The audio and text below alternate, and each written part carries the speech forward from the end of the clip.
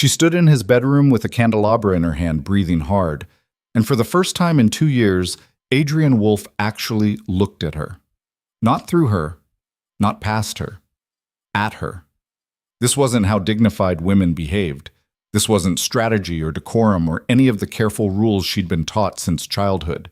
This was fury in its purest form, unplanned, unsanctioned, and possibly the worst decision of her life. But she didn't lower the candelabra, and he didn't look away. Stay with me until the end. Like this story, and comment what city you're watching from.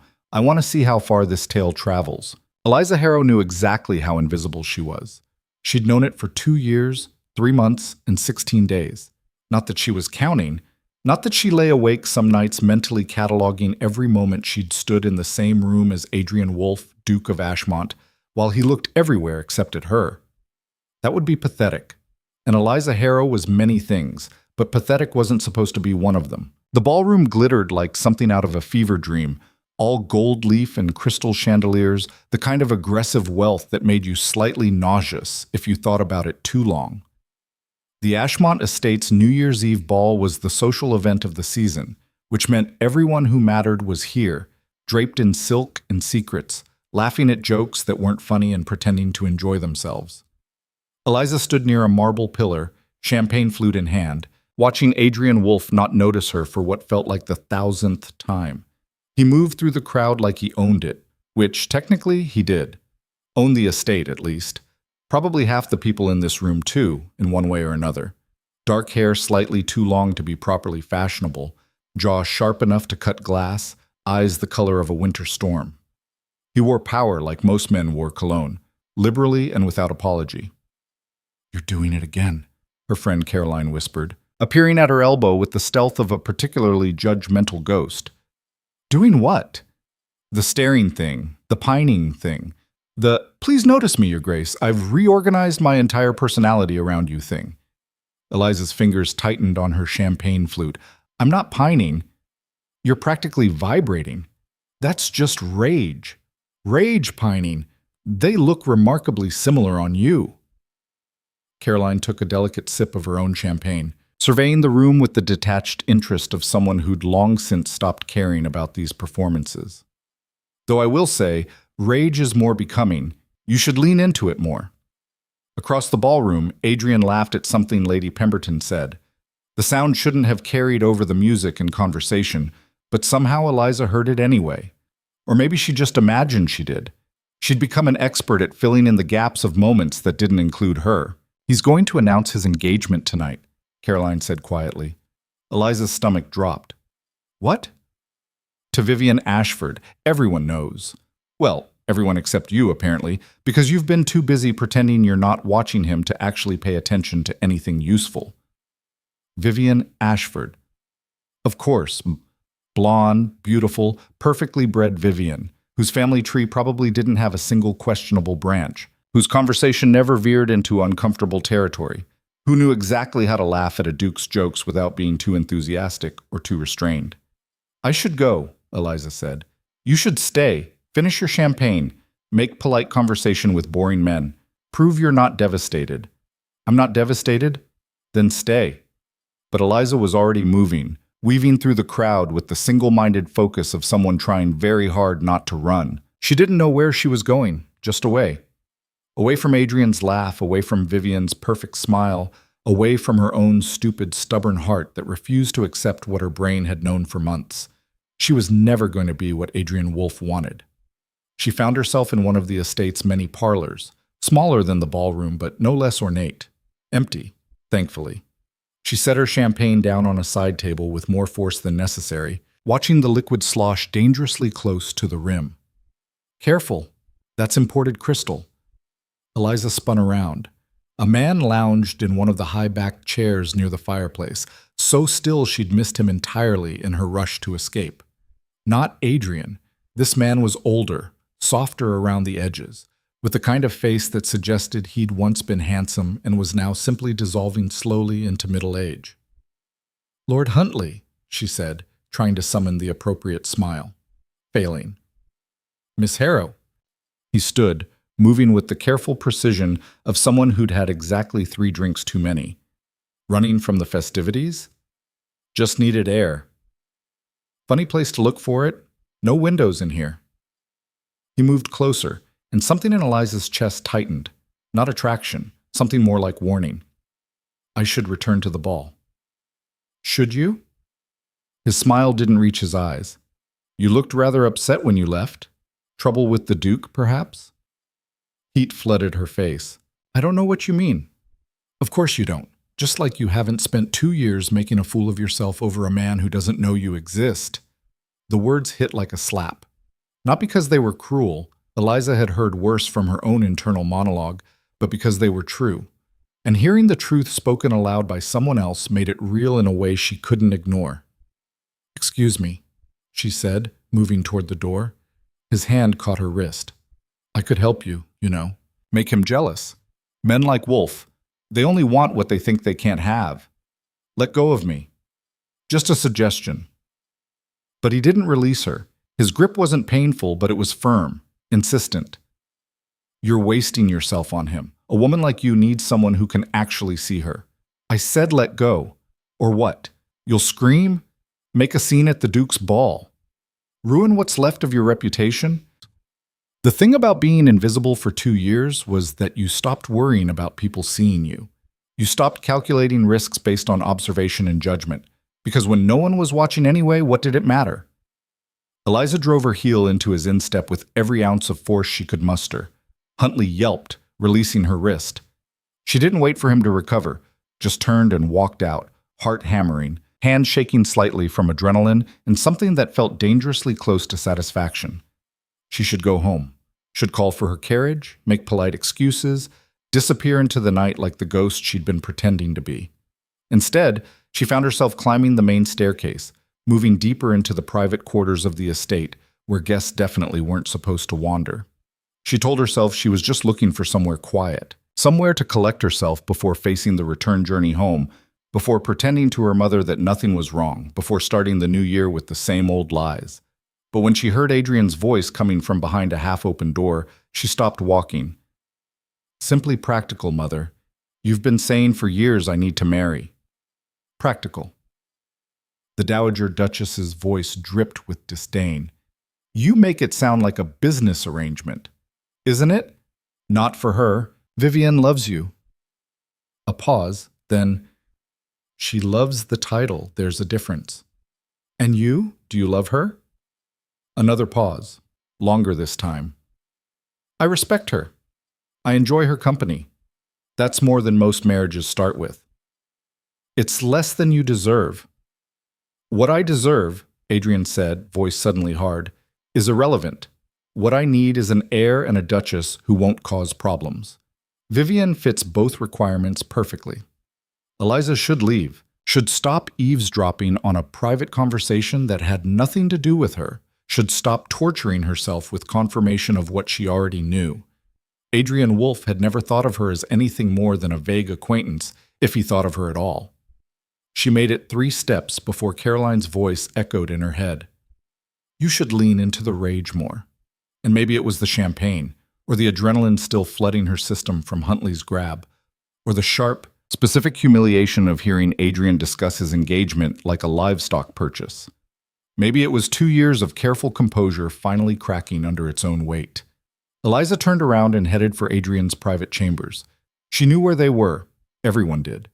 The east wing, 3rd floor, the master suite that overlooked the gardens. She'd never been inside, obviously.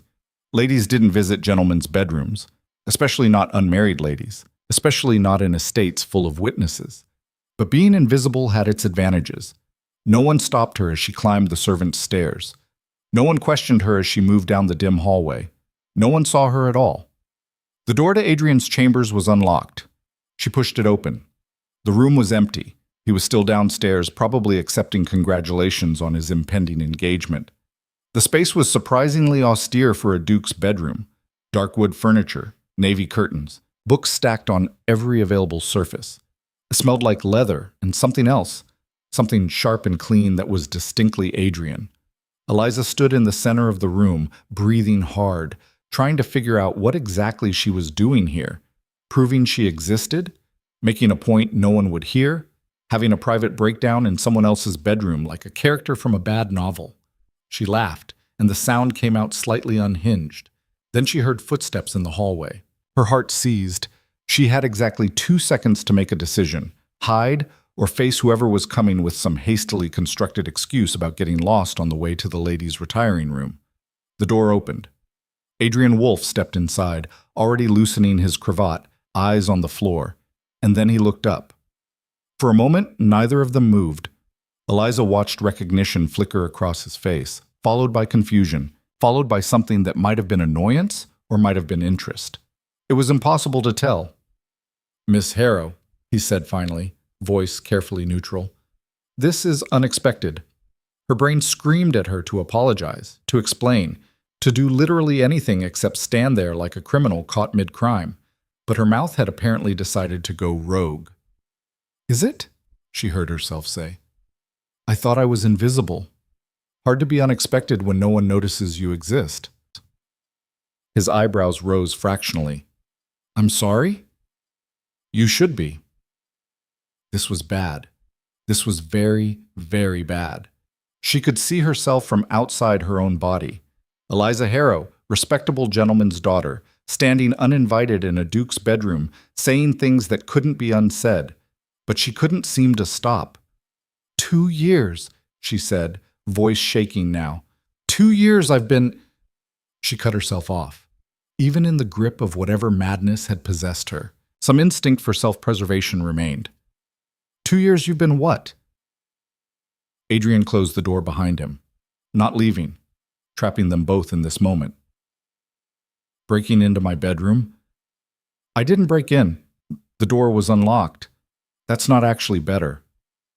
I don't care. Clearly. He moved closer, and Eliza fought the urge to step back. You want to explain what you're doing here, or should I summon a footman to escort you out? The threat should have frightened her, should have snapped her back to reality, back to the careful rules she'd spent her entire life following. Instead, it made her furious. Go ahead, she said. Summon whoever you want. Tell everyone you found me in your bedroom. I'm sure that won't complicate your perfect engagement to perfect Vivian. Something shifted in his expression. You heard that conversation. Half the house probably heard it. You weren't exactly whispering. So this is what? Revenge? Sabotage? This is me finally admitting I've wasted 2 years of my life on someone who doesn't even see me. The words came out raw, stripped of any pretense. This is me being tired of being invisible. You're not invisible. Don't. She held up one hand. Don't patronize me. You don't remember a single conversation we've ever had. You probably can't name my favorite color or where I grew up or anything about me except that I'm Harrow's daughter, and I exist somewhere on the periphery of your awareness. You're wrong. Am I? What's my favorite color? Green, he said immediately.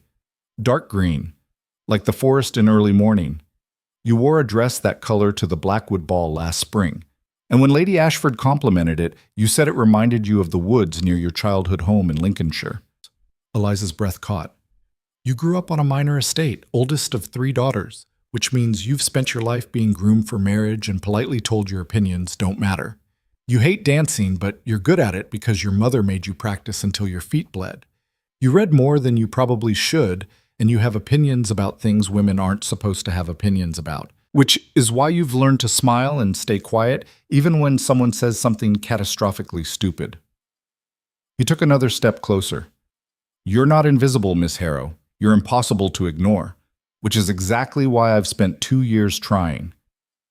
The silence that followed felt like standing at the edge of a cliff. Eliza's hands had started shaking again. She didn't know if she wanted to hit him or kiss him or simply dissolve into the floor. Why? She managed finally. Because men like me don't get to marry women like you. That's the stupidest thing I've ever heard. Is it? I'm a duke, Miss Harrow. I need a wife who understands what that means. Someone who can smile through tedious dinners and manage a household and produce heirs without expecting anything messy like actual affection. Someone who won't care that I'm constantly traveling or distracted or failing to live up to whatever romantic ideal. You think I want romance? The laugh that escaped her was sharp enough to cut. You think I've spent 2 years hoping you'd sweep me off my feet and declare undying love? Haven't you? I wanted you to see me, to talk to me like I have a functioning brain, to stop treating me like decorative furniture. She paused, though I suppose the romance would have been nice too. Despite everything, his mouth twitched, almost a smile. This is insane, Eliza said. I shouldn't be here. You're getting engaged. I'm supposed to be downstairs pretending I'm not devastated, and instead I'm... She gestured vaguely at the room, at him, at the entire absurd situation. Confronting me in my bedroom. Apparently, with no plan. I've never been good at plans. That, Adrien said quietly, is a lie. You're excellent at plans. Too excellent. You've spent 2 years executing a careful campaign to catch my attention while making it look like you weren't trying at all. Heat flooded her face. That's not... The Blackwood Ball wasn't an accident. Neither was the poetry reading at Lady Summersby's, or the charity auction where you bid on the same painting I did, and then graciously withdrew. You've been everywhere I've been. Close enough to be noticed, but not so close it looked deliberate. You noticed all that and still ignored me? I noticed because I was looking. His voice had gone rough. I've been looking since the first time I saw you, standing in the corner at some insufferable dinner party, making clever commentary under your breath to that friend of yours. Caroline, is it? You were wearing blue. You looked bored and brilliant and completely unimpressed by everyone in the room, and I thought, that woman is dangerous. Well, oh, Mom. Eliza couldn't breathe. So, yes, I ignored you. I pretended you were invisible, because the alternative was admitting that I wanted something I couldn't have. Why can't you have it? The question came out quieter than she intended. Why can't you have me? Because I'm not what you think I am. He ran one hand through his hair, destroying its careful arrangement. You see a duke, power, prestige, all that nonsense. But I'm just a man who inherited a title I didn't want and responsibilities I can't escape. I'm not kind, Miss Harrow. I'm not particularly good. I'm selfish and distant, and I'd probably make you miserable within a month. Shouldn't I get to decide that? You don't know what you're deciding. Then tell me. Explain it. Stop making choices for me like I'm a child who can't handle the truth. They were standing too close now. Close enough that she could see the exact color of his eyes, not just gray, but gray with flecks of blue, like storm clouds breaking. The truth, Adrien said slowly, is that I've been engaged twice before. Both times, I called it off. The first woman cried for 3 days straight, then married my cousin out of spite. The second one told me I was incapable of human connection, and she was probably right. Why did you call them off? Because I didn't love them. Because the idea of spending my life with someone I barely tolerated made me want to walk into the ocean. Because I'm apparently cursed with just enough romantic sensibility to make me bad at practical arrangements, and just enough cynicism to make me bad at romance. And Vivienne? Vivienne is safe. She doesn't expect things I can't give. She won't be hurt when I fail to be what she needs. Because she doesn't actually want you, Eliza said. She wants the title. You said so yourself. Yes. That's the saddest thing I've ever heard. It's practical. It's cowardice. The word hung between them like a thrown gauntlet. Adrien's expression went very still. Careful, Miss Harrow. Or what? You'll ask me to leave? I think we've established I don't follow instructions very well. She took a breath. You're a coward. You'd rather marry someone you don't care about than risk being hurt by someone you do. You'd rather spend your life in a comfortable prison than fight for something real. And what would you know about it? I know I spent 2 years being careful, being the perfect lady, smiling and staying quiet and hoping you'd notice me if I just tried hard enough to be what you wanted. And it was exhausting and demeaning, and it didn't work. So tonight, I decided to stop. Stop what? Being careful, being perfect, being invisible. She met his eyes. I'm done, Your Grace. I'm done performing for you or anyone else. I'm done shrinking myself down to fit into spaces that were never meant for me. What are you going to do instead? I have absolutely no idea. For the first time since she'd known him, Adrien Wolfe laughed. Really laughed. Not the polite social noise he made at parties, but something genuine and surprised and almost helpless. You're chaos, he said. Is that a compliment? I'm not sure. They stood there, neither moving, the air between them electric with possibility and danger. You should go, Adrien said finally, before someone notices you're missing. I know. Before I do something we'll both regret. Like what? Like this. He kissed her. It wasn't gentle or romantic or any of the things Eliza had imagined in 2 years of private fantasies. It was desperate and furious and tasted like champagne and terrible decisions. His hands came up to frame her face, thumbs pressing against her jaw, and she grabbed the front of his shirt to keep from falling or flying or simply dissolving into light. When they broke apart, both breathing hard, Eliza's carefully constructed composure had shattered completely. That was a mistake, Adrien said, though he hadn't let go of her. Definitely. You should leave. Now, before this gets worse. Before you ruin me, you mean? Before I ruin everything? His voice had gone raw. This isn't a game, Miss Harrow. If anyone finds you here, your reputation... I know the rules. I've known them my entire life. And I'm tired of rules that only apply to me. That's not how the world works. Then maybe the world should change. A knock at the door made them both freeze. Adrien, the Dowager Duchess's voice, muffled by wood but unmistakable. Are you in there? The guests are asking for you. Eliza's heart stopped. Adrien's eyes met hers, and in that moment she saw a dozen different futures playing out simultaneously. He could tell his mother to wait, help Eliza escape through the servants' passage, pretend this never happened. Or he could open the door, face the consequences, watch her reputation crumble in real time. One moment, Mother, he called. Then, to Eliza, barely a whisper. The balcony. There's a trellis. Can you climb? In this dress? Can you? She thought of everything she'd risked to get here, everything she'd already lost. Yes. He kissed her again, quick and hard, then pulled away and moved toward the door, giving her time to cross to the balcony, to slip through the glass doors into the cold night air. The trellis was older than it looked, wood rough under her hands, Rose's thorns catching on her skirt. But Eliza climbed anyway, breath misting in the freezing air, heart pounding so hard she thought it might crack her ribs. She made it to the ground just as she heard the bedroom door open, voices floating down from above. Looking for you everywhere. Vivian's father wants to make the announcement. Eliza didn't wait to hear the rest. She gathered her ruined skirt and ran through the gardens, past the fountain, around to the front of the estate where carriages were still arriving and departing in a steady stream. No one stopped her. No one saw. She was invisible again, sliding back into the life she'd tried to escape. But when she climbed into her family's carriage and told the driver to take her home, her lips were still burning from Adrien's kiss, and her hands were scraped from climbing, and she couldn't seem to catch her breath. Behind her, through the ballroom windows, she could see the party continuing. Adrien back in his place, Vivian at his side. The announcement would come at midnight. The new year would begin with his engagement, and Eliza would wake up tomorrow to the same old life with the same old rules. Except now she knew what it felt like to break them, and she wasn't sure she could go back. The carriage lurched forward, pulling away from the estate, from Adrien, from everything that had just happened. Eliza pressed one hand against the window, watching the lights recede.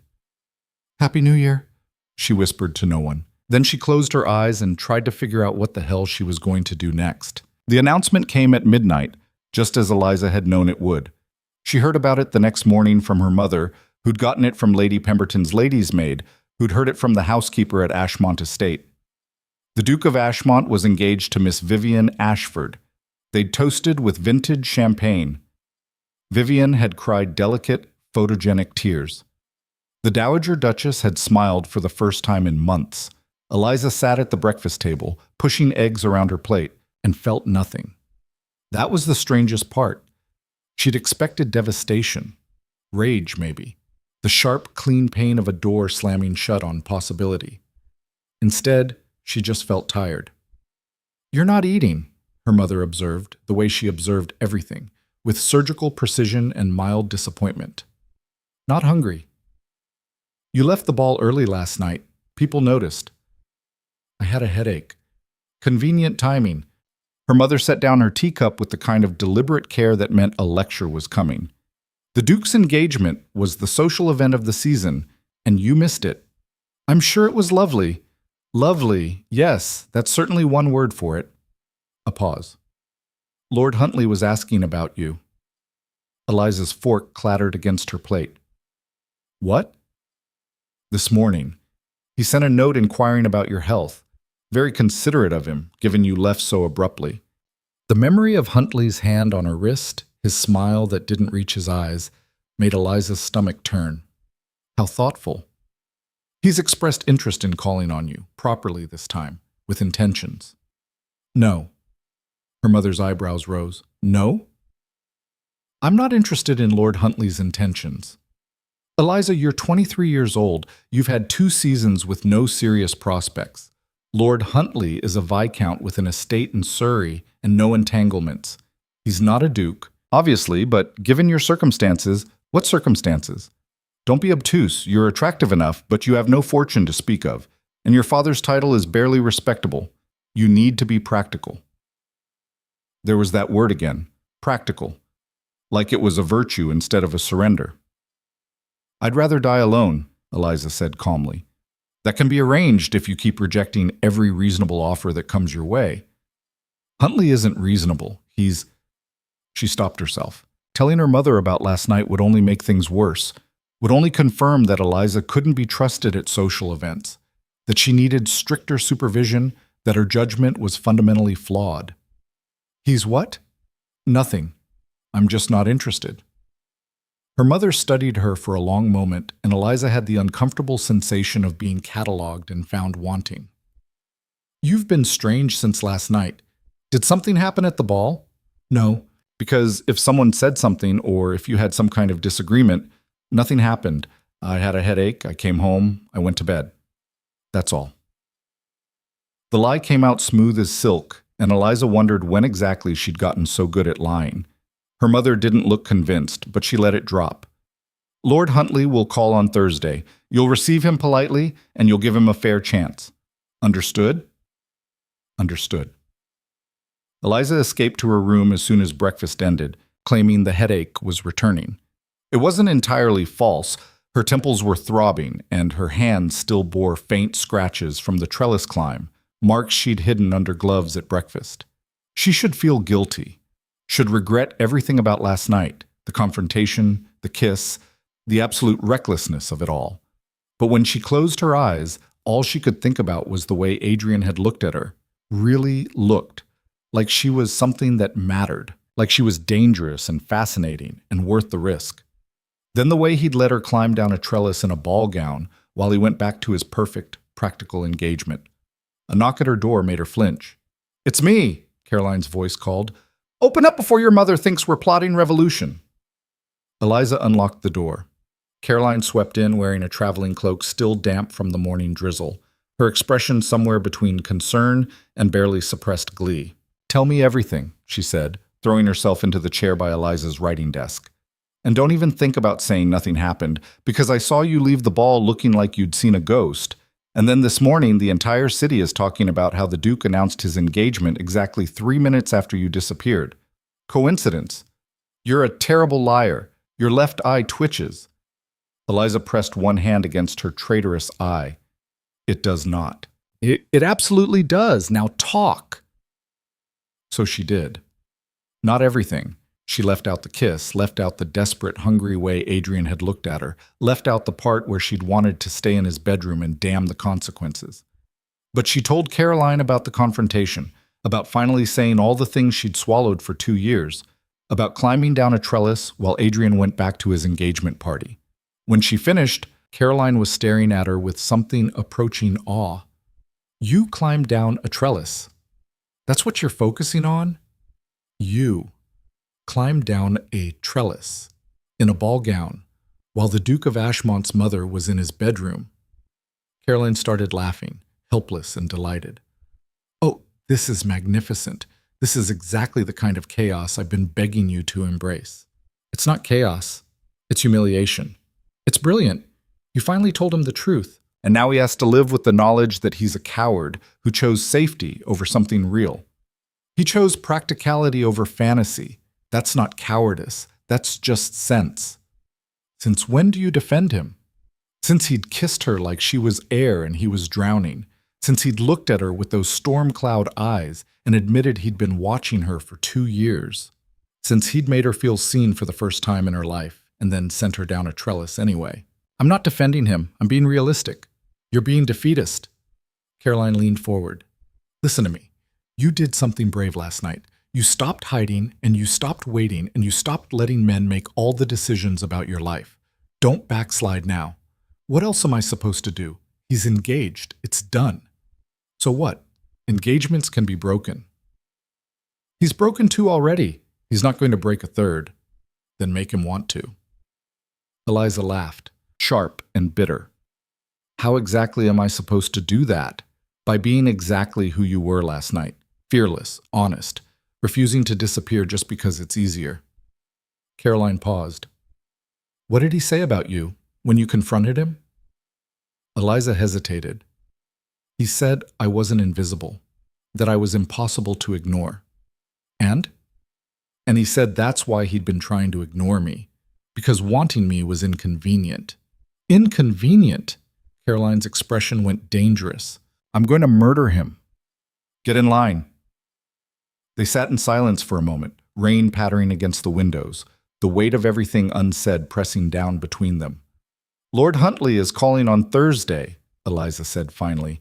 My mother's insisting I receive him. The one who cornered you last night? She doesn't know about that part. Tell her. And say what? That I was in an empty parlor alone with a man who made unwanted advances? She'll say it was my fault for being there in the first place, for not having a chaperone, for existing as a woman in a room. Caroline's jaw tightened. I hate that you're right. So do I. You could refuse to see him. I could. But then my mother will want to know why, and the truth will come out anyway, and I'll spend the next 6 months locked in this house while she lectures me about propriety and ruined reputations. Your mother is a nightmare. She's practical. There's that word again. Caroline stood, pacing the small room like a caged animal. I'm so tired of that word, practical, reasonable, appropriate. Like we're supposed to just accept whatever scraps men decide to give us and be grateful for it. What's the alternative? I don't know, but it has to be better than this.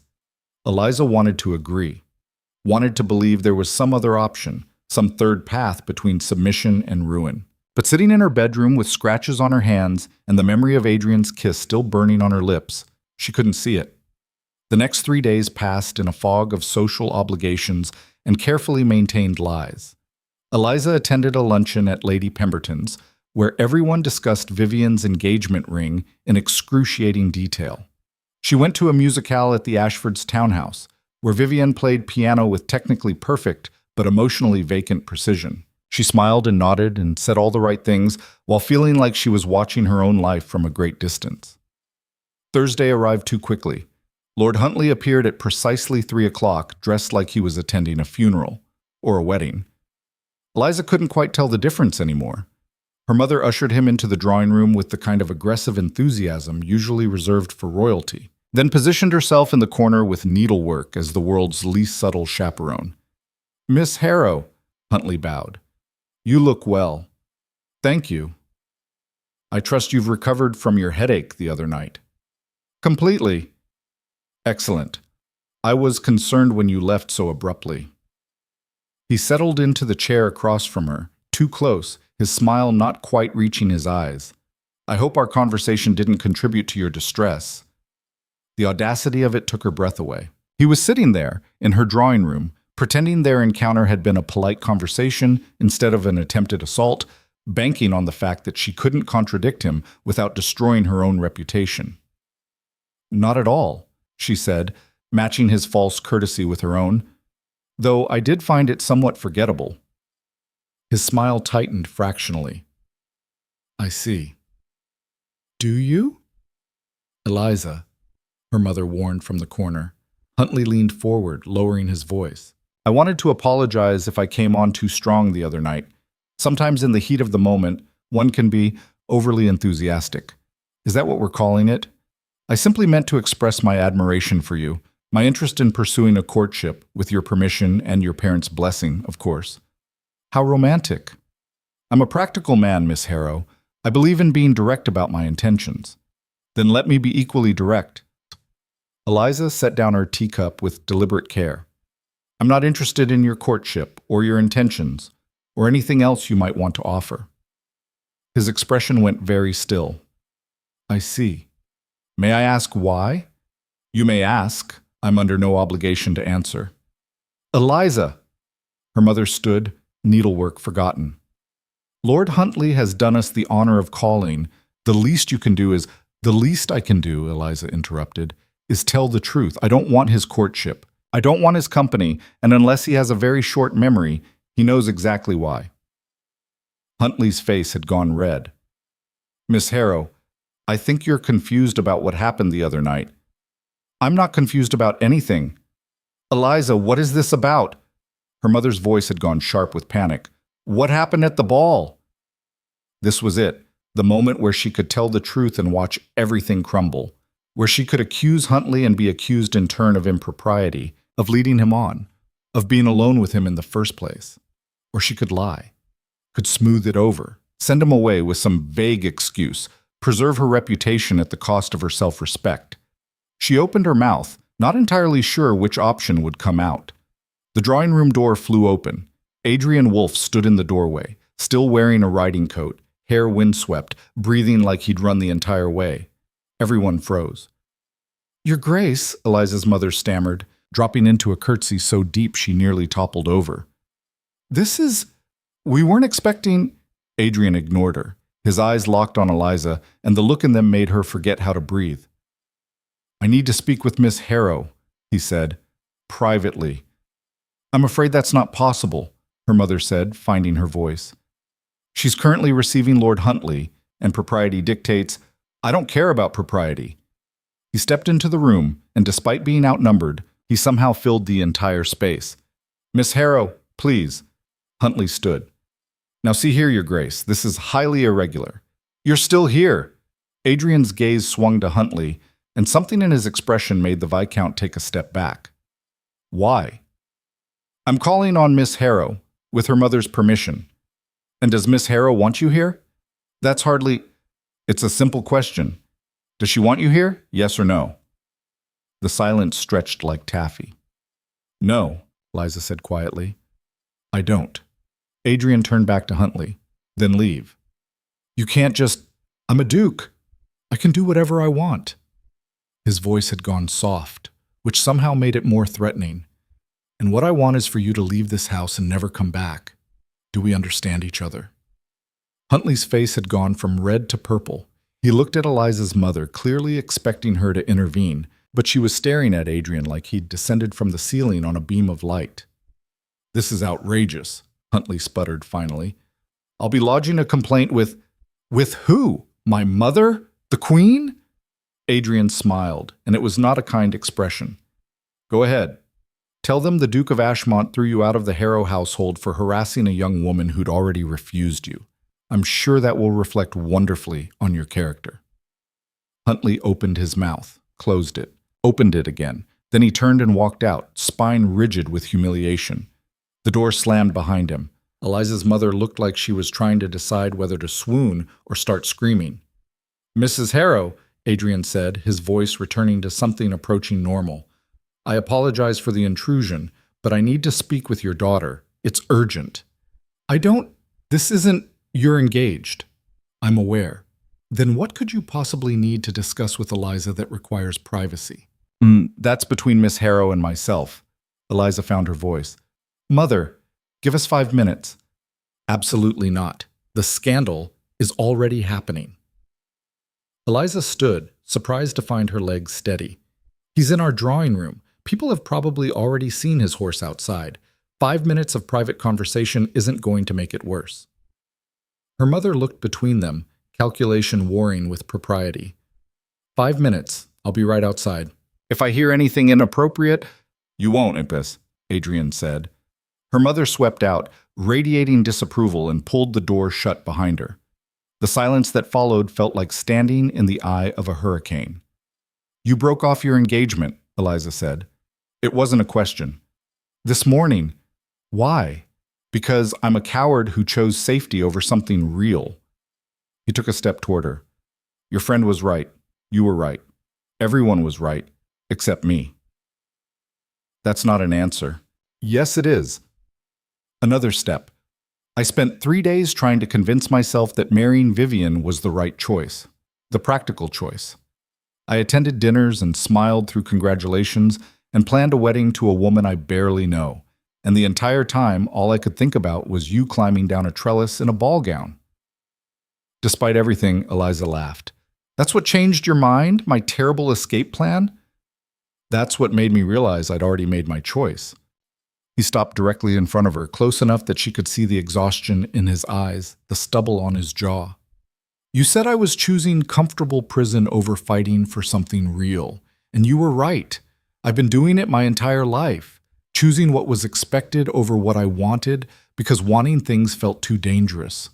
And now?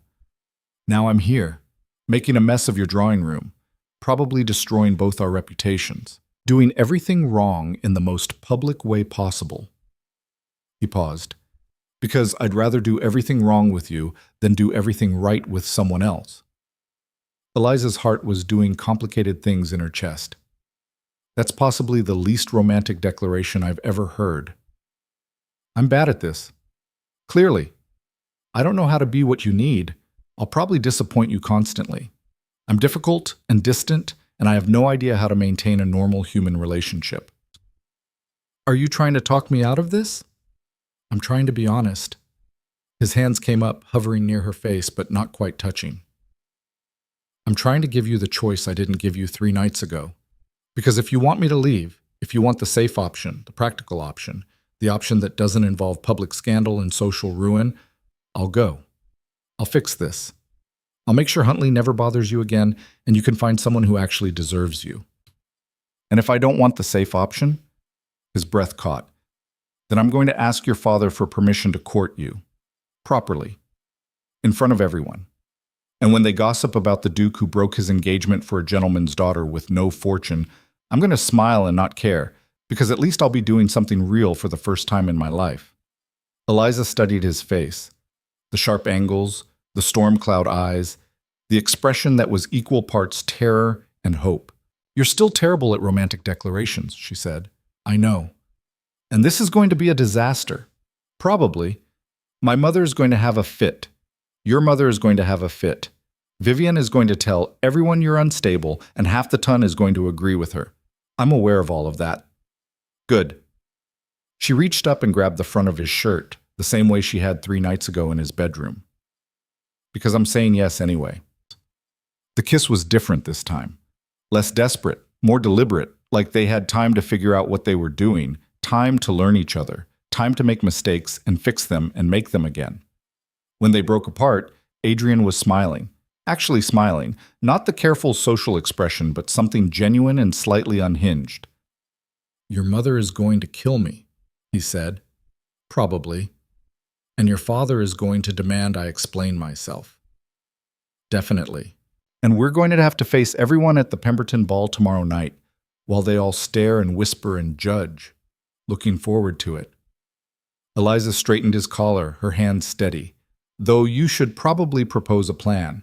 My mother requires plans. I'm going to court you properly, call on you at appropriate times, bring flowers, ask your father for permission to take you driving in the park. Do everything by the book. That sounds boring. It sounds respectable. I don't want respectable. I want real. His expression shifted, something dark and promising flickering in his eyes. Then I'm going to court you improperly. Show up at inappropriate times. Say things that make your mother clutch her pearls. Take you places unescorted and let everyone gossip about it. Better, I'm going to argue with you about politics and literature and all the things women aren't supposed to have opinions about. I'm going to ask what you think and actually listen to the answer. I'm going to treat you like you have a functioning brain instead of just a pretty face. Keep going. And when people say I'm making a mistake, that I'm marrying beneath me, that you're not suitable Duchess material, I'm going to tell them they're wrong. Because you're the only person I've ever met who's brave enough to call me a coward to my face, and that's exactly what I need. Eliza's throat felt tight. You're getting better at this. I'm learning from an expert. The door opened. Eliza's mother stood there, face carefully neutral, and behind her, Eliza's father, looking confused and vaguely alarmed. 5 minutes are up, her mother announced, and I believe His Grace has something he'd like to discuss with you, Mr. Harrow. Adrien stepped back from Eliza, straightening his coat. Yes, I do. Eliza's father looked at her, then at Adrien, then back at her. Should I be concerned? Probably, sir, Eliza said. Definitely, Adrien agreed. But also hopeful, Sean, Eliza added, if you're amenable to hope. Her father sighed the sigh of a man who'd raised 3 daughters and thought he'd seen everything. Let's hear it then. Your Grace, what exactly are your intentions toward my daughter? Adrien met his eyes. Entirely dishonorable, but with your permission, I'd like to make them honorable. That's the worst proposal I've ever heard, Eliza's mother muttered. I haven't proposed yet, Adrien said. That comes later, after the courting, and the arguments, and the part where we figure out if we can actually stand each other for more than 5 minutes at a time. Romantic, Eliza's father said dryly. Honest, Adrien corrected. They stood there, the 4 of them, while rain continued to fall outside and the clock ticked toward evening, and somewhere across the city, news of the broken engagement was probably already spreading like fire. Well, Eliza's father said finally, this is irregular. Yes, sir, and likely to cause a significant scandal. Almost certainly. And you're aware that my daughter is headstrong and opinionated and absolutely will not tolerate being treated like decorative furniture. That's exactly why I'm here. Eliza's father looked at her. Eliza, is this what you want? She thought about Huntley's presumption, about 2 years of being invisible, about climbing down a trellis in the dark while her heart tried to break through her ribs. Yes, she said. It is. Then I suppose we'd better discuss terms. The terms, as it turned out, were complicated. Eliza's father insisted on a 6-month courtship before any formal engagement could be announced. Adrien's mother, when she finally stopped having what the physician diplomatically called nervous palpitations, demanded they attend no fewer than 12 supervised social events to prove this wasn't temporary insanity. Vivian's father threatened legal action for breach of promise, then withdrew the threat when Adrien's solicitor pointed out that announcing an engagement and actually signing a contract were 2 different things. The gossip was immediate and merciless. By the next morning, 3 different versions of the story were circulating through London's drawing rooms. In one, Adrien had discovered Vivian in a compromising position with a footman. In another, Eliza had used dark magic to ensnare the Duke. In the third, and somehow most persistent, Eliza was pregnant, and Adrien was doing the honorable thing. I particularly enjoy the one where you're a secret French spy, Caroline said, reading from the scandal sheet she'd smuggled into Eliza's bedroom. Apparently you seduced the Duke to steal state secrets. I can barely speak French. That's what makes it so clever. No one would suspect. Eliza threw a pillow at her. They were supposed to attend the Pemberton Ball that evening, their first public appearance since Adrien had broken his engagement. Eliza's mother had spent the entire morning in a state of controlled hysteria, alternating between declaring this the best thing that had ever happened and predicting their total social annihilation. You'll wear the ivory dress, she'd announced at breakfast, and you'll smile, and you will not under any circumstances let anyone see you rattled. I'm not rattled. You're chewing your thumbnail. You only do that when you're rattled. Eliza had immediately stopped chewing her thumbnail. Now, with 6 hours until the ball, she was pacing her bedroom while Caroline read increasingly absurd rumors and tried not to think about the fact that she'd fundamentally altered the course of her entire life based on 3 conversations and a kiss. What if this was a mistake? She said suddenly. Caroline looked up from the scandal sheet. Which part? All of it. What if Adrien wakes up in 3 weeks and realizes he's made a terrible error? What if I'm not actually interesting enough to sustain his attention? What if we run out of things to argue about and discover we have nothing in common? Then you'll deal with it, same way you dealt with climbing down a trellis in a ball gown. That's not reassuring. It's not meant to be reassuring, it's meant to be true. Caroline set down the scandal sheet. You spent 2 years wanting him to see you. He sees you now. That's terrifying, but it's also what you wanted. I wanted the fantasy, the idea of him. This is real? Complicated. A knock at the door interrupted them. Eliza's youngest sister, Margaret, poked her head in, eyes wide with barely contained excitement. "There's a delivery for you," she announced. "From the Duke." Eliza's stomach did something complicated. "What kind of delivery?" "Come see." She followed Margaret downstairs, Caroline trailing behind, to find the entrance hall filled with flowers. Not a tasteful arrangement, dozens of them. Roses and peonies and lilies and things Eliza couldn't even name, in every color imaginable, covering every available surface. Her mother stood in the center of it all, holding a card, looking like she'd been struck by lightning. "He's insane," she said faintly. "This is insane." Eliza took the card. Figured I should do something properly romantic, since I'm apparently terrible at declarations. "These are from the hothouse at Ashmont. My mother is furious about the expense, which means I chose correctly. A." Despite everything, Eliza started laughing. "This is too much," her mother said. "People will talk. People are already talking. But this is—" She gestured helplessly at the floral explosion. "This is a statement." "Yes," Eliza agreed. "I think that's the point." Her mother's expression shifted through several emotions too quickly to catalog. Finally, she settled on something that might have been approval. "Well, at least he's committed." The flowers were only the beginning. Over the next week, Adrien appeared at the house with a regularity that bordered on obsessive. Sometimes he brought gifts, books he thought she'd like, a particularly vicious political pamphlet they could argue about, once a small painting of a forest that reminded him of her favorite dress. Sometimes he just showed up and asked if she wanted to go for a walk. Her mother insisted on chaperoning, which meant they spent a lot of time wandering through parks with her mother trailing 10 paces behind, far enough to give them the illusion of privacy, but close enough to intervene if anything scandalous occurred. "This is absurd," Adrien said on the fourth such walk. "We're both adults. We're both unmarried adults, which means we're basically feral children who can't be trusted alone together. I've run an estate for 6 years. I manage investments worth more than most people see in a lifetime. I've advised the Prime Minister on economic policy. And yet you can't walk in a park with a woman without supervision. Funny how that works." He looked at her, and something in his expression made her breath catch. "I'm not sure supervision would help. I'm thinking fairly inappropriate things regardless of who's watching." Heat flooded her face. "You can't just say things like that." "Why not? I thought we were being honest." "Honest doesn't mean unfiltered." "Seems like it should." They walked in silence for a moment, leaves crunching under their feet, her mother's footsteps a steady rhythm behind them. "Are you nervous about tonight?" Adrien asked quietly. "The Pemberton Ball. Their official debut as a couple, if you could call it that.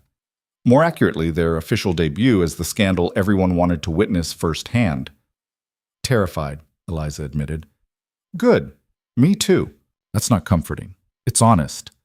She looked at him, really looked. The tension in his jaw, the way his hands were clasped behind his back like he was physically restraining himself. The Duke of Ashmont, untouchable and controlled, admitting to fear. "What are you afraid of?" she asked. He was quiet for so long she thought he might not answer. "Then, that I'm going to disappoint you. That 3 months from now, you're going to wake up and realize you wanted the idea of me more than the reality. That I'm going to say something callous, or forget something important, or fail to be whatever you need, and you're going to regret this." "Adrien, I'm not good at this," he continued, voice rough. "Relationships, vulnerability, any of it. My father died when I was 12. And I learned that caring about people just means giving them the power to destroy you. My mother remarried within a year to a man who treated the title like a business acquisition and me like an inconvenient asset. I learned to be self-sufficient, to not need anything from anyone." Eliza's chest felt tight. "And now?" "Now I need you, and that's terrifying." She reached for his hand without thinking, then remembered her mother was watching and dropped it again. "You're doing it again." "What?" "Being honest when you should be reassuring me. Would you prefer I lie?" I'd prefer you trust that I'm not going to bolt at the first sign of difficulty. Are you sure about that? The question hung between them, sharp and real. No, Eliza said finally. I'm not sure about anything. This is terrifying and complicated, and everyone thinks we're insane, but I'm choosing it anyway. So maybe trust that I know what I'm choosing. His expression shifted, relief and something darker, more desperate. Eliza. Your Grace, a voice called from across the park. How delightful to see you. Adrien's jaw tightened. Eliza turned to see Lady Pemberton approaching with Vivian at her side, both wearing expressions of pleasant malice. Miss Harrow, Vivian said, her smile sharp enough to cut. What a surprise. Is it? Eliza asked. We're in a public park. Of course. I simply meant, well, one hears such interesting stories these days. I'm sure one does. Vivian's eyes flickered to Adrien. Your Grace, I wanted to thank you. Adrien looked genuinely confused. For what? For being so decisive about ending our engagement. It saved us both from a dreadful mistake. I'm glad you see it that way. Oh, I do. I've had time to reflect, and I realize now that we would have been terribly unsuited. You need someone who can match your intensity, your unpredictability. Her gaze slid to Eliza. Someone who doesn't mind scandal. Eliza felt her mother tense behind her. This was it, the moment where she could respond with cutting politeness or descend into public confrontation. You're absolutely right, she said calmly. Adrien does need someone who can match his intensity, someone who sees him as more than a title or a strategic alliance, someone who isn't afraid to tell him when he's being an idiot.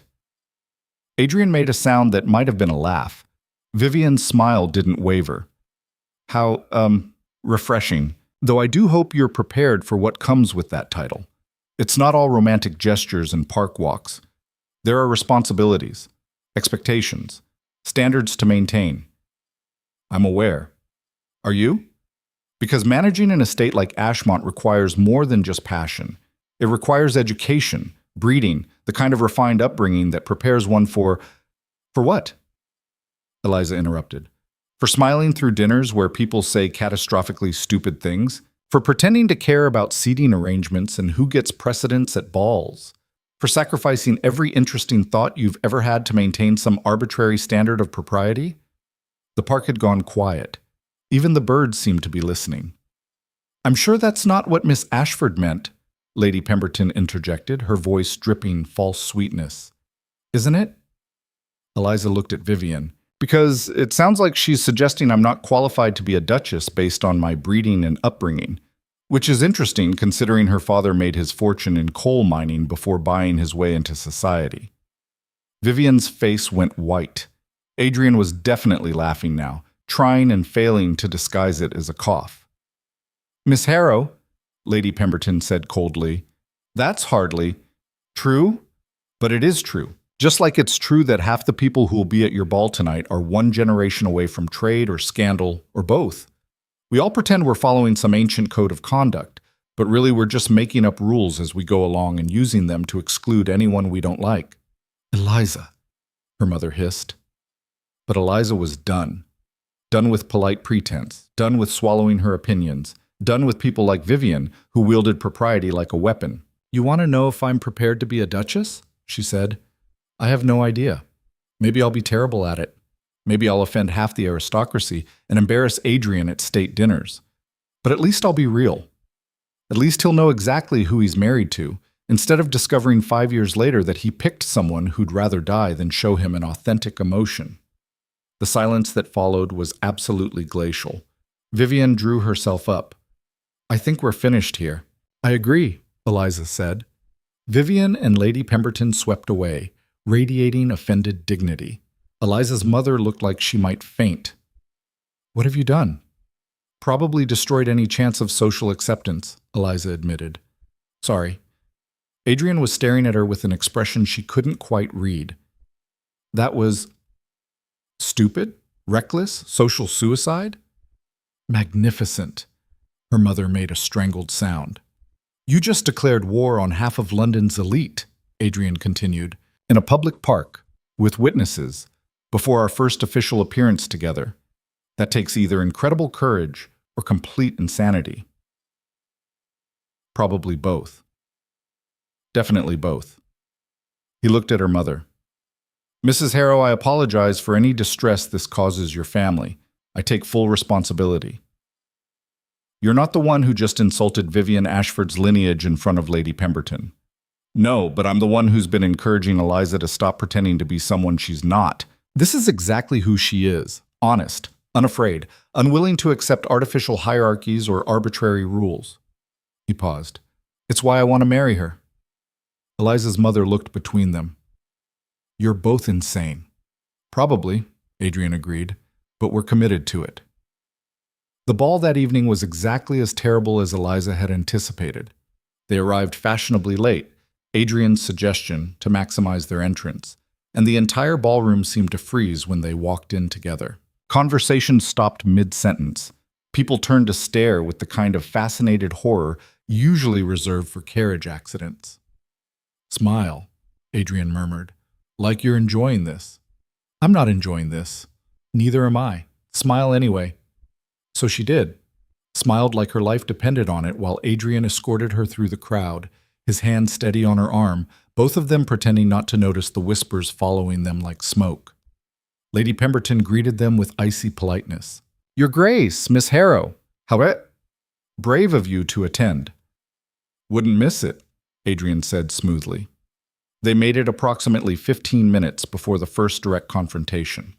Lord Ashford, Vivian's father, intercepted them near the refreshment table, his face the color of overcooked beef.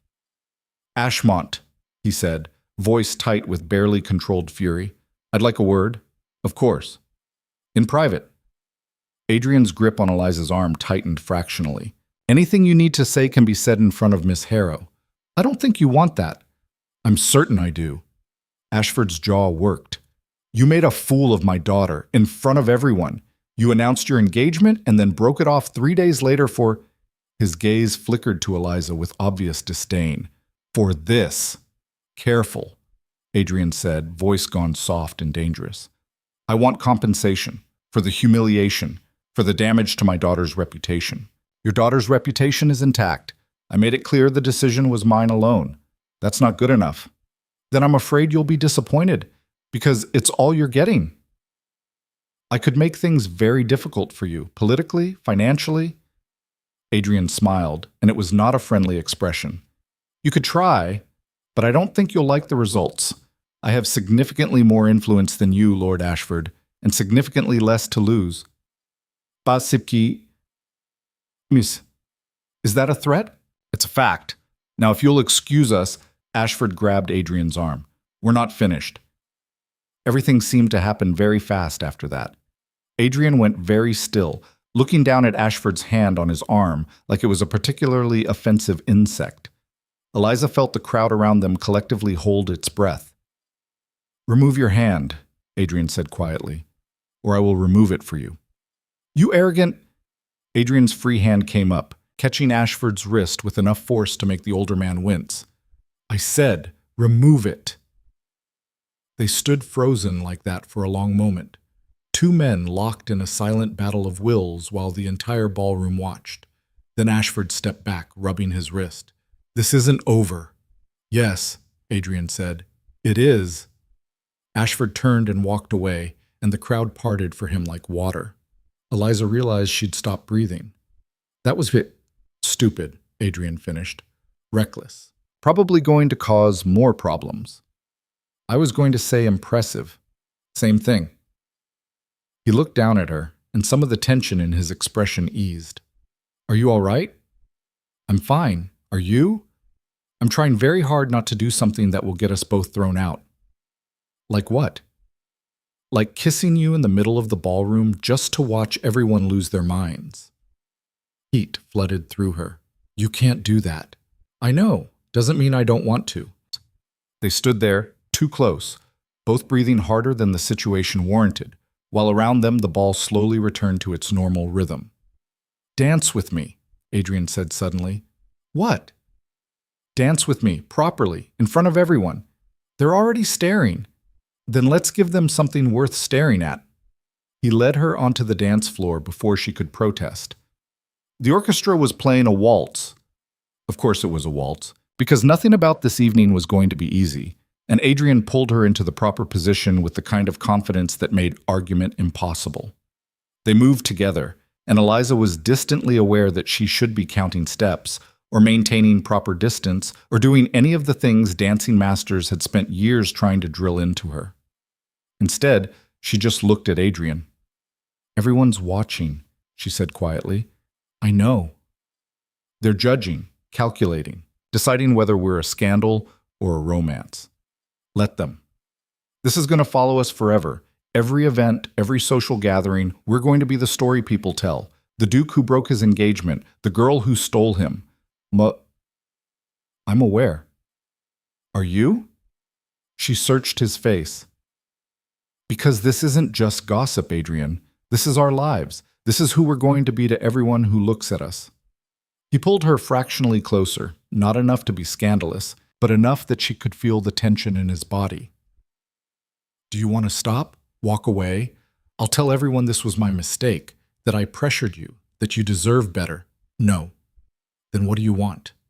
The question felt enormous, weighted with more than just this moment. "I want you to be sure," Eliza said. "I want to know that 3 months from now, when the novelty wears off and we're just two people trying to figure out how to exist together, you're not going to regret this. I can't promise that." The honesty of it felt like a physical blow. "I can't promise I won't make mistakes," Adrien continued. "Or that there won't be days when this feels impossible. Or that I'll always say the right thing or be what you need. But I can promise that I'm choosing this. Choosing you. Consciously and deliberately, with full awareness of exactly how complicated it's going to be." The waltz continued around them, other couples spinning past in a blur of silk and candlelight. "That's the most honest thing you've ever said to me," Eliza murmured. "Is it enough?" She thought about the past week, about flowers filling her entrance hall and walks in the park, and Adrien admitting to fear, about confronting Vivian and watching Adrien face down Lord Ashford and standing here in front of everyone who thought they were making a terrible mistake. "Yes," she said, "it's enough." His expression shifted, relief and something fiercer, more possessive. "Good, because I'm done pretending to be casual about this. I'm done maintaining proper distance and acting like you're just another social obligation. I want everyone in this room to know exactly how I feel about you." "And how do you feel?" "Terrified, obsessed, completely out of my depth." "That's romantic." "It's true." The waltz ended. They stood there, still holding each other, while applause rippled through the ballroom. Adrien stepped back, releasing her slowly, his hand lingering on hers for just a moment longer than necessary.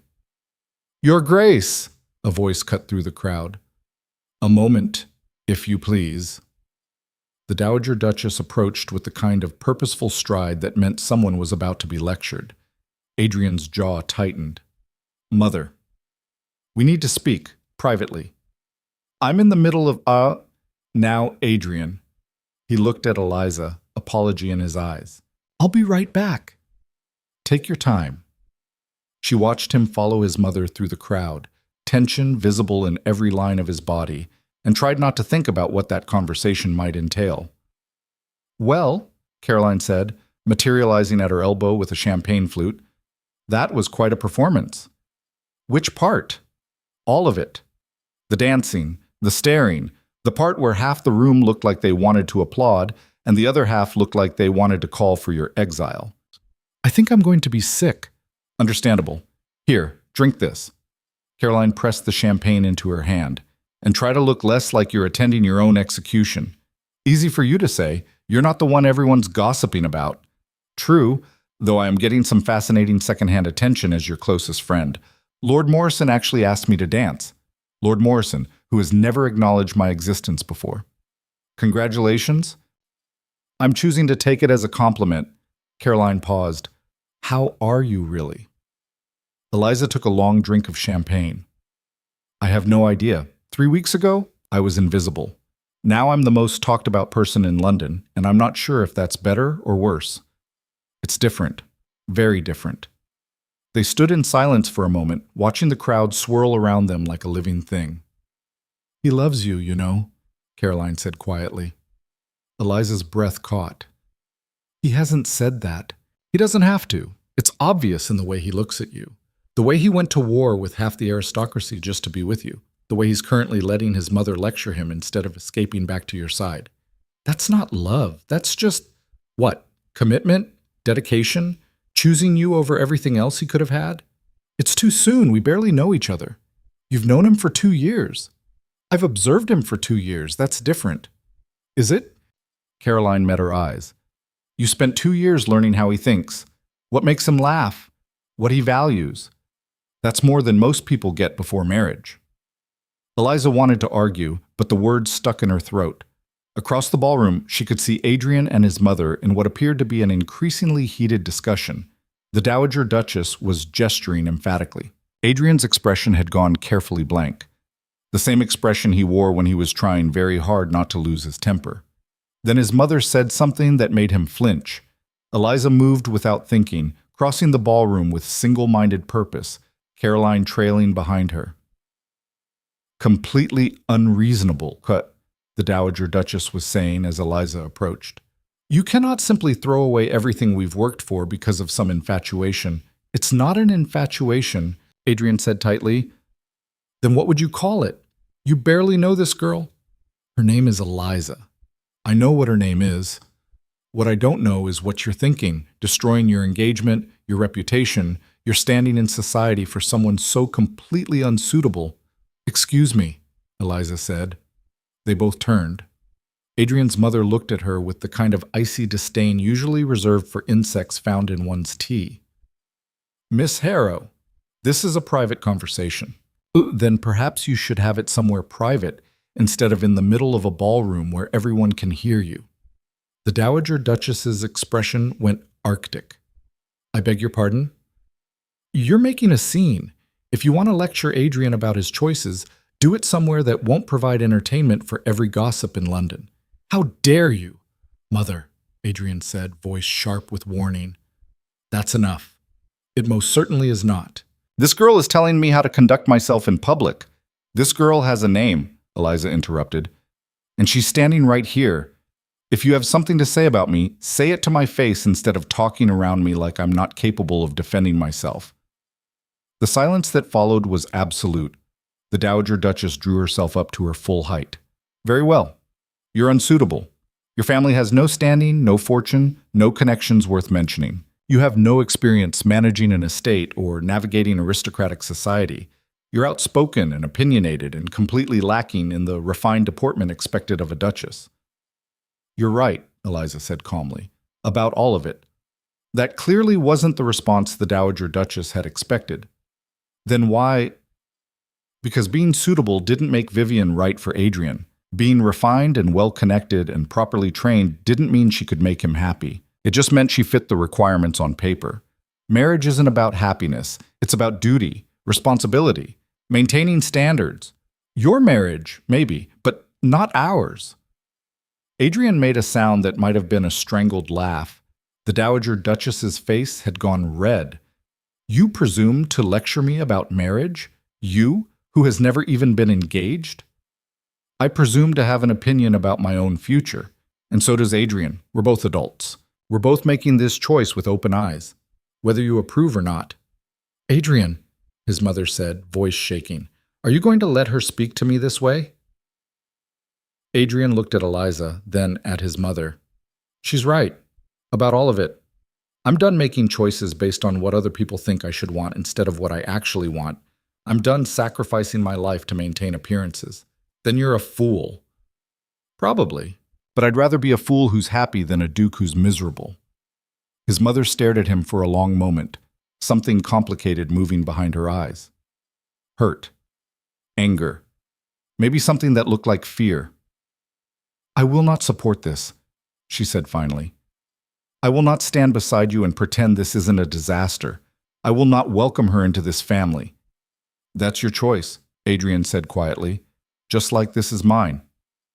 The Dowager Duchess turned and walked away, spine rigid with fury and wounded pride.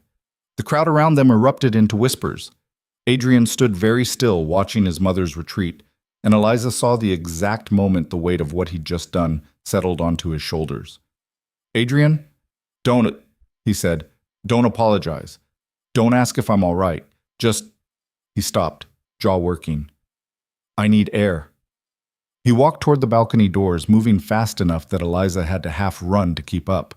The night air was cold and sharp, carrying the smell of rain and distant smoke. Adrien stood at the balcony rail, hands gripping the stone, breathing like he'd run a mile. That was my mother, he said to the darkness. I just chose you over my mother. I know. She raised me. She's the only family I have left, and his voice cracked. I just told her I don't care about her approval. Eliza moved to stand beside him, not touching, just close. You can change your mind. Tell her you made a mistake. Apologize. Fix this. Is that what you want? No, but this isn't about what I want. This is your family, your relationship with your mother. I'm not going to be the reason you destroy that. He turned to look at her, and his eyes were bright with something that might have been tears. You're not the reason. She is. She spent my entire life trying to control me, deciding who I should marry, how I should behave, what kind of duke I should be, and I let her. Because it was easier than fighting, easier than admitting that I wanted something different. Adrien, I'm tired of easy, he said fiercely. I'm tired of doing what's expected and ignoring what I actually feel and pretending I don't care about anything because caring makes you vulnerable. You make me want to care. You make me want to fight for something instead of just accepting whatever life hands me. That's terrifying. I know. He reached for her hand, pulling her closer. But I'm done being afraid. Your mother's going to hate me forever, possibly. Half of London thinks I'm a social climbing opportunist. Probably. This is only going to get harder. Definitely. His hands came up to frame her face, thumbs brushing her cheekbones. Are you having second thoughts? Eliza thought about the Dowager Duchess's fury, about Vivian's cutting remarks and Ashford's threats, and the hundreds of people in that ballroom who were probably still gossiping about them. Then she thought about Adrien standing in her drawing room, admitting he needed her, about flowers filling her entrance hall, about him choosing her over safety, over expectation, over everything that should have mattered more. No, she said, no second thoughts. He kissed her then, right there on the balcony where anyone could see, and Eliza stopped caring about gossip or propriety or anything except the taste of champagne and the way his hands trembled slightly against her face. When they broke apart, both breathing hard, Adrien rested his forehead against hers. We should go back inside, he murmured, before people start making up even worse stories about what we're doing out here. In a minute, they stood like that, wrapped in darkness and each other, while inside the ball continued without them, and London spun its tales, and somewhere across the city, Adrien's mother was probably planning her revenge. Eliza didn't care. For the first time in her life, she was exactly where she wanted to be, with exactly who she wanted to be with, and the rest of the world could think whatever it wanted. Eliza, Adrien said quietly. Yes? I'm going to marry you, formally, properly, 6 months from now or 6 years from now or whenever you're ready, but I'm going to marry you. It wasn't a proposal, not quite, more like a statement of intent, a promise. I know, she said. Good. Behind them, the balcony doors opened. There you are. Caroline's voice cut through the darkness. You need to come back inside, now. Something in her tone made Eliza's stomach drop. What's wrong? It's Lord Huntley. He's telling everyone you two were alone together the night of the New Year's ball, in a compromising position. Adrien's hands dropped from Eliza's face. What? He's making accusations about Eliza's virtue, about your judgment, about whether this entire courtship is just you trying to preserve her reputation after ruining it. Caroline's face was pale. Adrien, he's destroying her, right now, in front of everyone. Adrien moved before Eliza could stop him, striding back through the balcony doors with the kind of cold fury that made people step out of his path. The ballroom had rearranged itself while they'd been outside. Lord Huntley stood near the center, surrounded by a cluster of older aristocrats who were nodding along to whatever poison he was dispensing. He looked sober now, composed, every inch the concerned gentleman sharing reluctant truths. Simply felt someone needed to speak up. He was saying as they approached, "For the Duke's sake, if nothing else. The girl has been manipulating him from the start." "That's quite enough," Adrien said. The crowd parted. Huntley turned, and something flickered in his expression, fear, quickly masked by righteous indignation. "Your Grace, I was just explaining to Lord Pemberton and the others about the night of your engagement announcement, how I discovered Miss Harrow in a rather compromising situation." "You're lying." "I wish I were. But I saw her with my own eyes, alone in one of the parlors, clearly distressed. When I tried to help, she became agitated, violent even." He held up his hand as if displaying a wound, though Eliza could see no mark from where she stood. "I can only assume she'd had an assignation that had gone poorly." The whispers started immediately, spreading through the crowd like wildfire. Eliza felt Caroline's hand on her arm, steadying. "Don't," Caroline whispered. "Don't give them the satisfaction of seeing you react." But Adrien was already speaking, voice cutting through the noise like a blade. "Let me make sure I understand. You're claiming that Miss Harrow was alone in a parlor, in a distressed state, and your response was to, what, corner her? Attempt to help despite her clear discomfort?" Huntley's expression tightened. "I was merely concerned. You were drunk and opportunistic, and when she rejected your advances, you grabbed her wrist hard enough to leave marks." The whispers stopped. The silence that replaced them was absolute. "That's a serious accusation," Lord Pemberton said quietly. "It's the truth," Adrien said. "Miss Harrow told me about the encounter the next day, showed me the bruises on her wrist. I wanted to call you out immediately, but she asked me not to, said it would only make things worse for her." Eliza's breath caught. He was lying. She'd never shown him any bruises, had never even mentioned Huntley until days later. But he was lying so smoothly, so convincingly, that even she almost believed it. "Bruises," Huntley repeated, voice strangled. She's making that up. There were no bruises." "Weren't there?" "Because several people at this very ball heard you ask permission to court her. Why would you pursue a woman you'd supposedly discovered in a compromising position unless you thought you could use that information against her?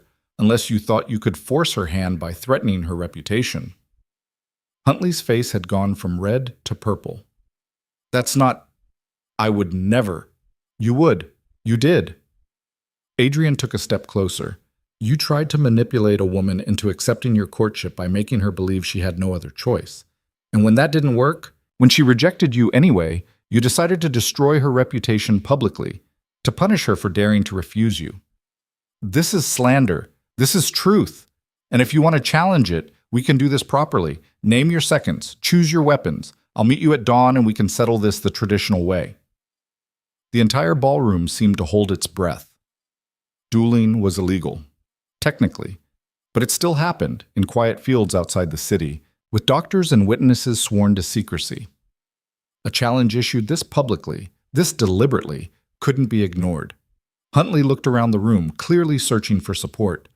But the aristocrats who'd been nodding along to his story moments ago had taken careful steps back. No one wanted to be associated with a man being called out by a duke.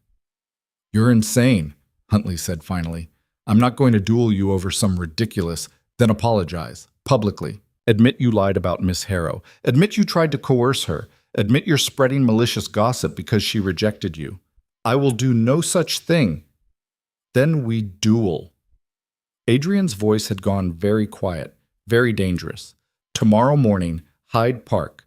And when I put a bullet in you, because I will, everyone here will know exactly what kind of man you are."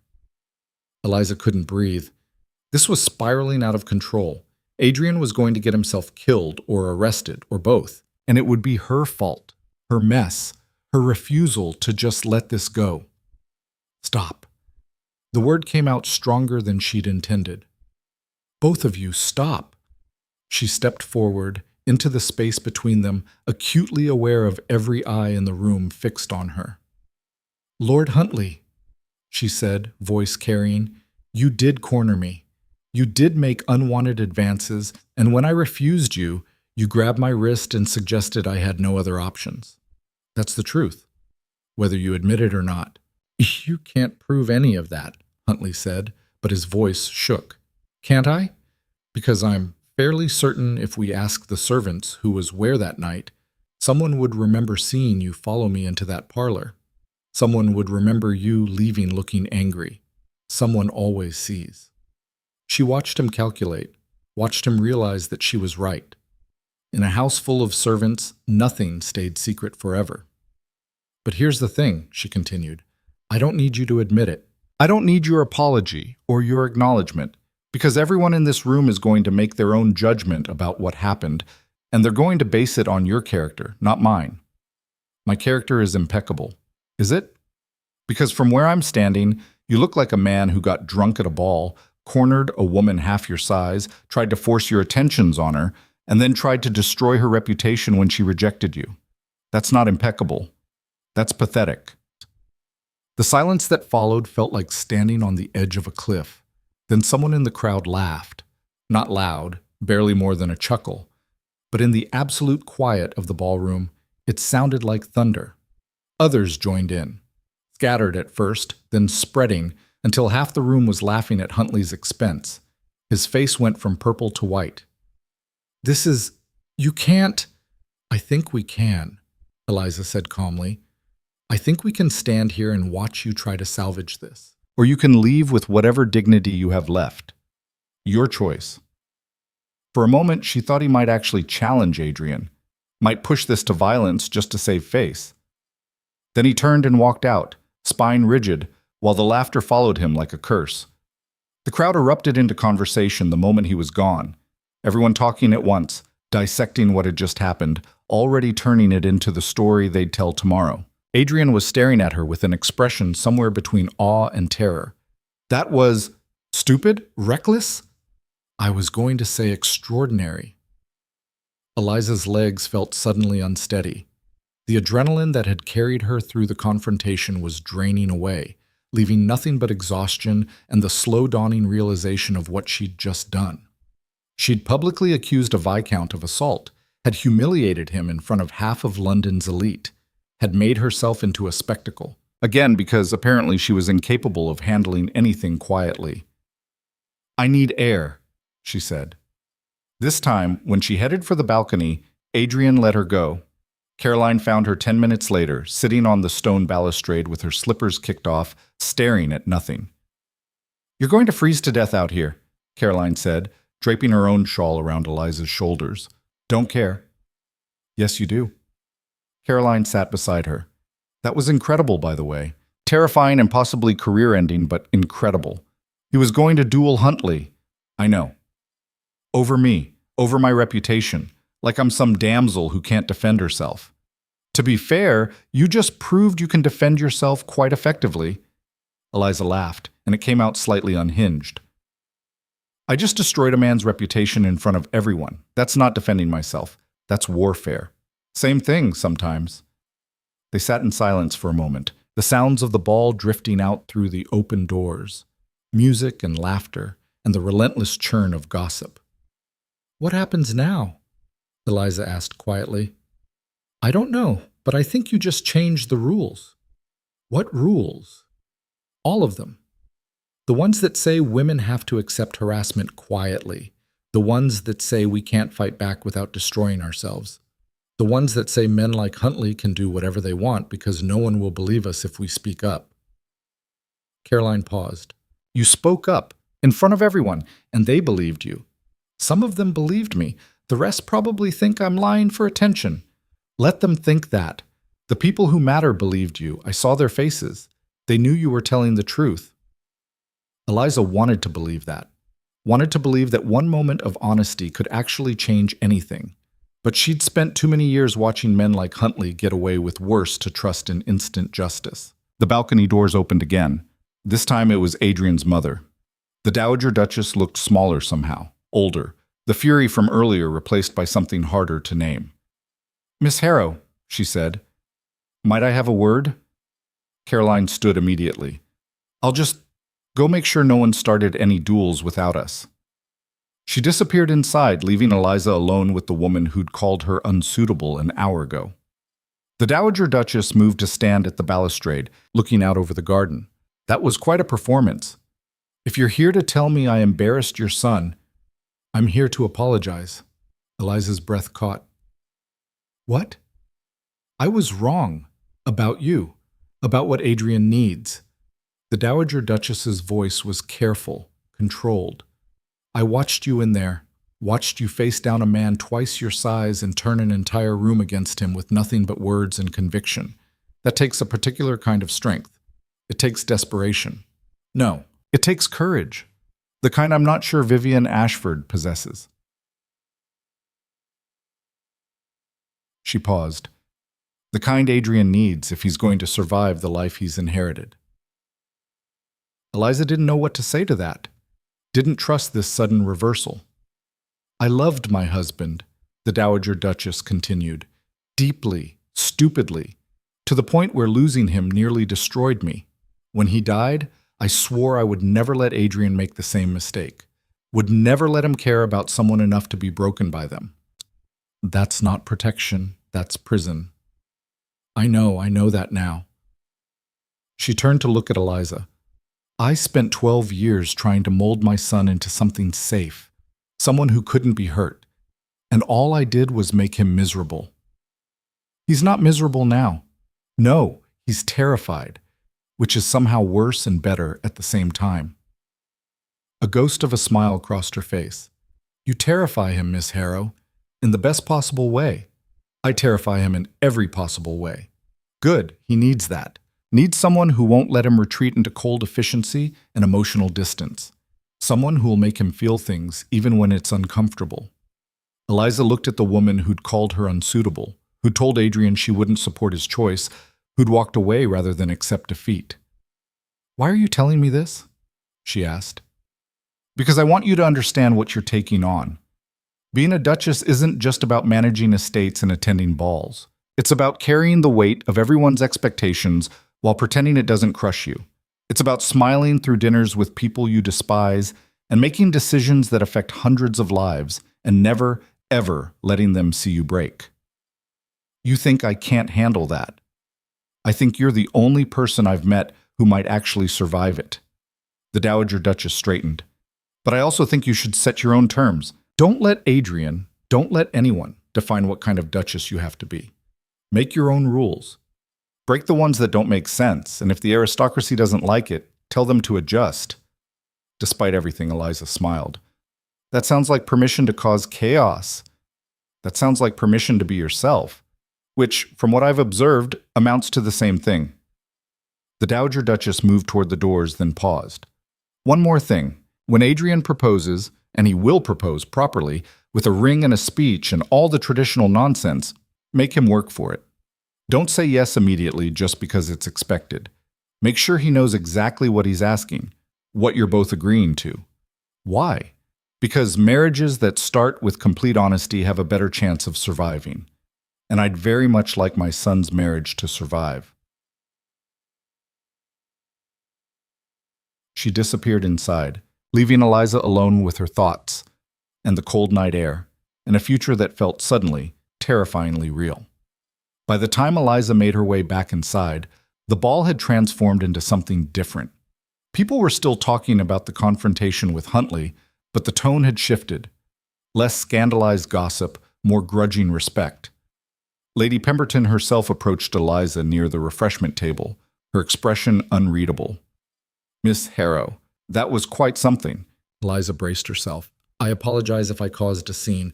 "Don't. Huntley's been making women uncomfortable for years. Someone needed to say something publicly." She paused. "I'm glad it was you." Before Eliza could respond, Lady Pemberton had moved on, but others were approaching now, women, mostly, with careful smiles and words of support. "You were very brave," one whispered. "I wish I'd had your courage when something similar happened to me," another murmured. They didn't stay long, didn't make a production of it, but each quiet word of solidarity felt like absolution Eliza hadn't known she needed. Adrien found her an hour later, after she'd survived approximately 15 more conversations and danced with 3 different men who wanted to prove they supported the Duke's choice. "We should leave," he said quietly, "before someone decides to make this evening even more memorable." "Good idea." The carriage ride back to her house was quiet. Adrien sat across from her, unusually subdued, looking out the window at the dark streets. "You're angry," Eliza said finally. "I'm trying to decide." "Decide what?" "Whether I'm angry at Huntley for being exactly the kind of person I expected him to be, or angry at myself for not handling it better, or angry at the entire system that made you think you couldn't report what he did without destroying your own reputation. That's a lot of anger. I'm a complicated person." Despite everything, Eliza laughed. "You're an idiot." "Probably." He finally looked at her. "You didn't need me to defend you tonight. You handled Huntley better than I could have. You were ready to shoot him. That would have been satisfying but ultimately counterproductive. Whereas humiliating him publicly was both satisfying and productive." "Exactly."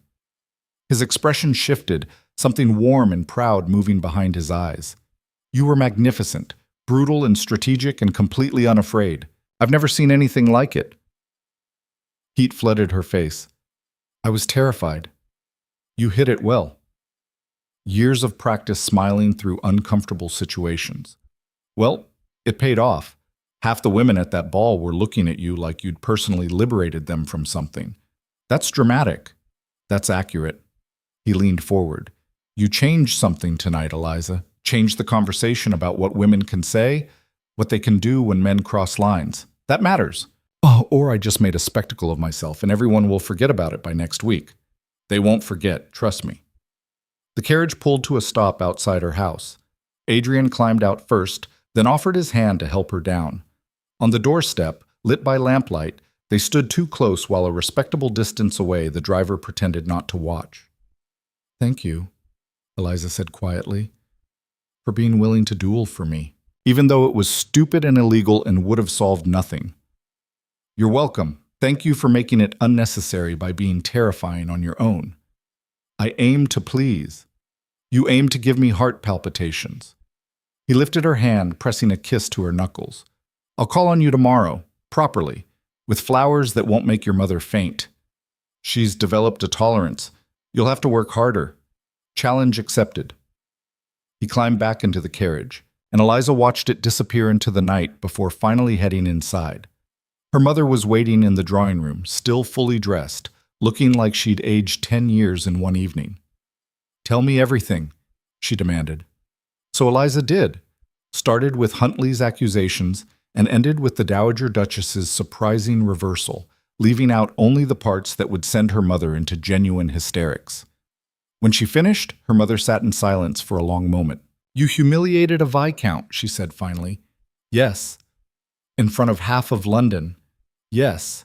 "And the Duke's mother apologized to you." "Apparently." Her mother pressed one hand to her forehead. "I don't understand this world anymore." "Neither do I." "But you're happy, despite all the chaos and scandal and social destruction?" Eliza thought about Adrien ready to duel for her honor. About the Dowager Duchess, telling her to make her own rules. About the women who'd whispered support in quiet voices, but had whispered nonetheless. "Yes," she said, "I'm happy." Her mother studied her for a long moment. Then she stood, crossed the room, and pulled Eliza into a fierce hug. "Then that's all that matters," she said quietly, "though I reserve the right to panic about the details later." "Fair enough." Eliza made it to her bedroom before the exhaustion truly hit. She collapsed onto her bed, still wearing her ball gown, too tired to change, and stared at the ceiling while her mind replayed the evening in relentless detail. She'd done it, had actually stood up to Huntley in front of everyone, had faced down the gossip and the judgment, and had somehow come out the other side still standing, more than standing, winning. A knock at her door made her groan. "I'm asleep." "No, you're not," Caroline's voice called. "I can hear you thinking from the hallway." Eliza dragged herself upright and opened the door. Caroline swept in carrying what appeared to be an entire bottle of wine. "Emergency celebration," she announced, producing 2 glasses from somewhere in her cloak. "We're getting drunk and dissecting everything that happened tonight. I'm exhausted. You're exhilarated. There's a difference. Caroline poured wine with abandon. Now, let's start with the moment you decided to verbally eviscerate Huntley in front of God and everyone. They talked until dawn, going over every moment, every reaction, every subtle shift in the crowd's mood. By the time the sun started creeping through the windows, Eliza's throat was raw from talking and laughing and occasionally crying from exhaustion. You know what this means, Caroline said, refilling their glasses for what had to be the 5th time. What? You can't go back. Can't return to being the invisible girl who stays quiet and hopes no one notices her. You've declared yourself, loudly, in front of everyone. I know. Good. Because that's who you should have been all along. Eliza looked at her best friend, slightly drunk, absolutely exhausted, completely loyal. Thank you for being here, for all of this. Please, like I'd miss watching you destroy the patriarchy one Viscout at a time. They both dissolved into slightly hysterical laughter. When Caroline finally left, the sun was fully up and Eliza could hear the servants starting their morning routines below. She should sleep, should at least change out of her ball gown. Instead, she went to her writing desk and pulled out a piece of paper. She had no idea what she was going to write. A letter to Adrien, maybe, or just her own thoughts about everything that had happened. But her hand moved across the page with surprising clarity, words flowing out faster than she could examine them. By the time she finished, she had 3 pages of her own manifesto, everything she wanted from a marriage, from a life, from herself. All the rules she wanted to break, and the ones she wanted to keep, and the future she wanted to build. She read it over once, then folded it carefully and tucked it into her desk drawer. When Adrien proposed, and he would propose, she knew that now, with absolute certainty, she'd give it to him. Let him read exactly what he was signing up for before he committed to anything. The Dowager Duchess had been right about one thing. Marriages that started with complete honesty had the best chance of surviving, and Eliza was done with anything less than complete honesty. 3 days later, flowers arrived. Not dozens this time, hundreds. Every type of orchid Adrien could apparently procure, filling the entrance hall until it looked like a tropical greenhouse had exploded. The card read, "These are supposed to represent strength and resilience. Also, they're difficult to kill," which seemed appropriate. Her mother took one look at the display and had to sit down. "This is excessive," she said faintly. "This is Adrien. You're going to marry a madman." Probably. But Eliza was smiling when she said it, already planning her response. Something equally excessive and slightly unhinged, because if they were doing this, they were doing it spectacularly. The girl who'd been invisible was gone, and the woman who'd taken her place had no intention of ever disappearing again. The orchids lasted exactly 4 days before Eliza's youngest sister, Margaret, accidentally knocked over the largest arrangement while chasing the cat through the entrance hall. Water and exotic flowers spread across the marble floor in a chaos that somehow felt prophetic. "I'm sorry," Margaret wailed, trying to salvage blooms that were already beyond saving. "It's fine," Eliza said, and meant it. The flowers had been beautiful, but they'd also been overwhelming, a reminder that everything with Adrien existed at the extremes. Nothing quiet, nothing simple, just constant, glorious chaos. She was still cleaning up petals when Adrien arrived unannounced, which was becoming his signature move. "I heard there was an orchid casualty," he said from the doorway. "Your spy network is impressive." "I don't have spies. I have a very chatty groom who's friends with your stable boy." He surveyed the wreckage.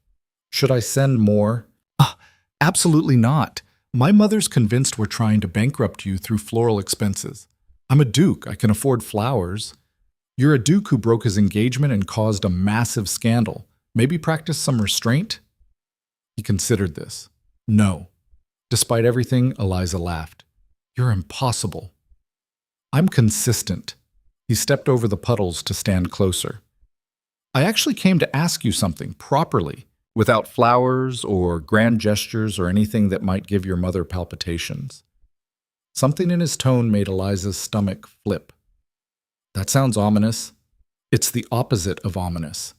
He pulled an envelope from his coat. "I need you to read this, before we go any further, before I do anything else that might be considered a formal step."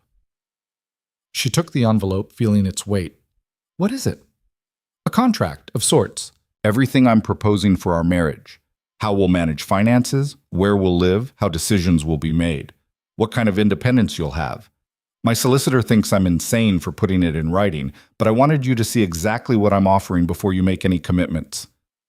Eliza stared at him. You wrote a marriage contract. More like terms of partnership. I told you I'm bad at romance. This is possibly the least romantic and simultaneously most romantic thing anyone's ever done. Read it first, judge after. She broke the seal and unfolded the pages.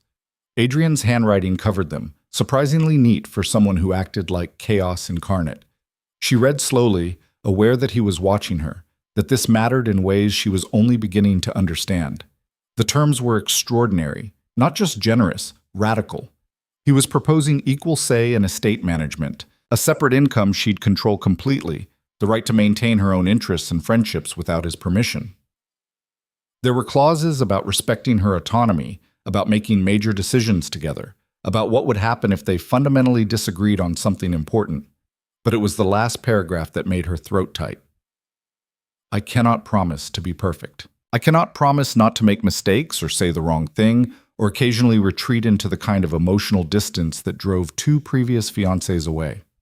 But I promise to try, to keep trying, to treat you as an equal partner rather than an ornament or obligation.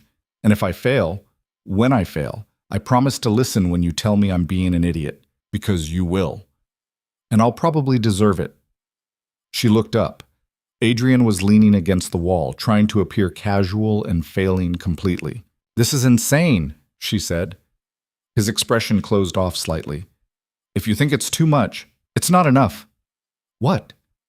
She moved to her mother's writing desk, pulled out the folded pages she'd written after the Pemberton Ball, and handed them to him. Read these first, then tell me if you still want to negotiate. Adrien unfolded them slowly, and she watched his expression change as he read. Surprise, then understanding, then something that looked dangerously close to relief. Her manifesto wasn't as formally structured as his contract, but it covered the same ground. What she wanted, what she needed, what she absolutely wouldn't tolerate. The kind of duchess she intended to be, not the perfect, polished version society expected, but something messier and more real. When he finished, he was smiling. You want to abolish the formal dinner seating chart? It's archaic and promotes artificial hierarchies. I agree completely. My mother will have an aneurysm. Your mother told me to make my own rules. She's going to regret that. He set down her pages carefully. So, my terms are yours, both combined, with revisions. We're negotiating our marriage like a business merger. Would you prefer I swoon and accept whatever you offer without question? I'd prefer exactly this. He crossed to where she stood. Though I do have one addition to the contract. What? You have to promise to keep challenging me, keep calling me out when I'm being an idiot. Keep refusing to let me retreat into comfortable distance. Keep being exactly who you were at the Pemberton Ball, fearless and fierce and completely unwilling to accept less than you deserve. That's not a contract term, that's just who I am. Then it should be easy to agree to. They stood there, surrounded by destroyed orchids and their competing manifestos, negotiating the future like it was something they could actually control. I need to add something too, Eliza said, to your terms. What? You have to promise to keep being honest, even when it's uncomfortable. Even when the truth is that you're scared or uncertain or don't know what you're doing. No retreating behind the Duke persona. No pretending everything's fine when it's not. That's going to be difficult. Good. If this were easy, we'd both get bored. He laughed, and the sound was bright enough to chase away the last remnants of doubt that had been clinging to Eliza since the ball. So we have terms, Adrien said. We have mutual understanding. We have approximately 6 more weeks until my mother's arbitrary courtship deadline expires. The question is, what do we do now? Now? Eliza glanced at the mess of flowers and water still covering the entrance hall. Now I finish cleaning up this disaster, and you leave before my mother discovers you're here unchaperoned again. Practical. Someone has to be. But when he moved toward the door, she caught his hand. Adrien, thank you for the contract, for taking this seriously, for treating me like a partner instead of a prize. His fingers tightened on hers. Thank you for not settling, for demanding more, for making me work for this instead of just accepting it because it's expected. You're welcome. Now go before Margaret tells Mother you're here and we have to endure another lecture about propriety. Bar Sami. He left, but the warmth of his hand lingered long after the door closed. The next 6 weeks were a study in controlled chaos. Adrien called on Eliza 3 times a week, bringing flowers that were progressively less extravagant but somehow more thoughtful, a single rare book one week, a political pamphlet they could argue about the next, once a box of chocolate that he admitted he'd simply wanted an excuse to share. They went on carefully chaperoned walks where they debated everything from economic policy to whether cats were objectively superior to dogs. They attended precisely 11 of the 12 social events the Dowager Duchess had mandated, skipping only the opera because Eliza had developed a convenient headache, and Adrien had immediately declared he was also suffering from one. Transparent, Caroline had said when Eliza admitted to the deception. Effective, Eliza had countered, but the walks and the balls and the carefully managed public appearances were just performance. The real relationship happened in stolen moments. Adrien appearing at her house at odd hours with questions about estate management, Eliza sending him letters full of suggestions for improving tenant housing that he actually implemented. They revised their contract 3 times, arguing over details like how often they'd be required to attend court functions. Adrien wanted quarterly, Eliza insisted on only what was absolutely mandatory, and whether she could maintain her own political salon. Adrien thought it was brilliant, Eliza worried about the optics. You're overthinking this, he said during one particularly heated revision session. I'm trying to protect both of us from future disasters. Disasters are inevitable. That's why we're putting escape clauses in the contract. We don't have escape clauses. We have contingency plans. Same thing. Not remotely the same thing. Her mother walked in on one such argument to find them surrounded by papers, both gesturing emphatically, neither backing down. This is what your marriage is going to look like, isn't it? She'd said faintly. Probably, they'd answered in unison. Her mother had just sighed and left them to it. The turning point came 5 weeks into the courtship, at the Ashford Spring Ball. Eliza hadn't wanted to go. Attending an event hosted by Vivian's family felt like walking into hostile territory. But Adrien had insisted it would look strange if they avoided it, and the Dowager Duchess had agreed. You need to prove you're not hiding, she'd said. That you're not ashamed of your relationship. I'm not ashamed, I'm practical. Then be practically brave. So Eliza had worn her best dress, deep emerald that made her eyes look dangerous, and prepared for battle. The Ashford Ball was even more ostentatious than the Pemberton event, all white roses and crystal and aggressive displays of wealth. Vivian stood near the entrance in pale blue, greeting guests with a smile that didn't reach her eyes. When Eliza and Adrien approached, that smile went positively glacial. Your Grace, Miss Harrow, how unexpected. Is it? Adrien said mildly. We were invited. Of course. We invited everyone. Vivian's gaze flickered to Eliza. I trust you're enjoying your courtship, though I suppose enjoying might not be the right word for something so complicated. It's complicated, Eliza agreed, but worth it. How lovely, though I do wonder how long that will last. The novelty of defiance does tend to fade. Adrien's jaw tightened, but before he could respond, Eliza smiled. I'm sure you'd know more about that than I would. How is Lord Markham, by the way? Vivian's face went white. I heard you've been seen together quite frequently, Eliza continued pleasantly. At the theater, in the park, very publicly, very quickly after your broken engagement. One might think you'd been cultivating that relationship for some time. The silence that followed was exquisite. Lord Markham was a widower, wealthy, perfectly respectable, and had been courting Vivian's older sister until 3 weeks ago, when he'd abruptly transferred his attentions to Vivian instead. I don't know what you're implying, Vivian started. I'm not implying anything. I'm observing, the way you observed about me and Adrien. Eliza's smile never wavered. Funny how quickly you found consolation after your terrible heartbreak. almost like you weren't heartbroken at all.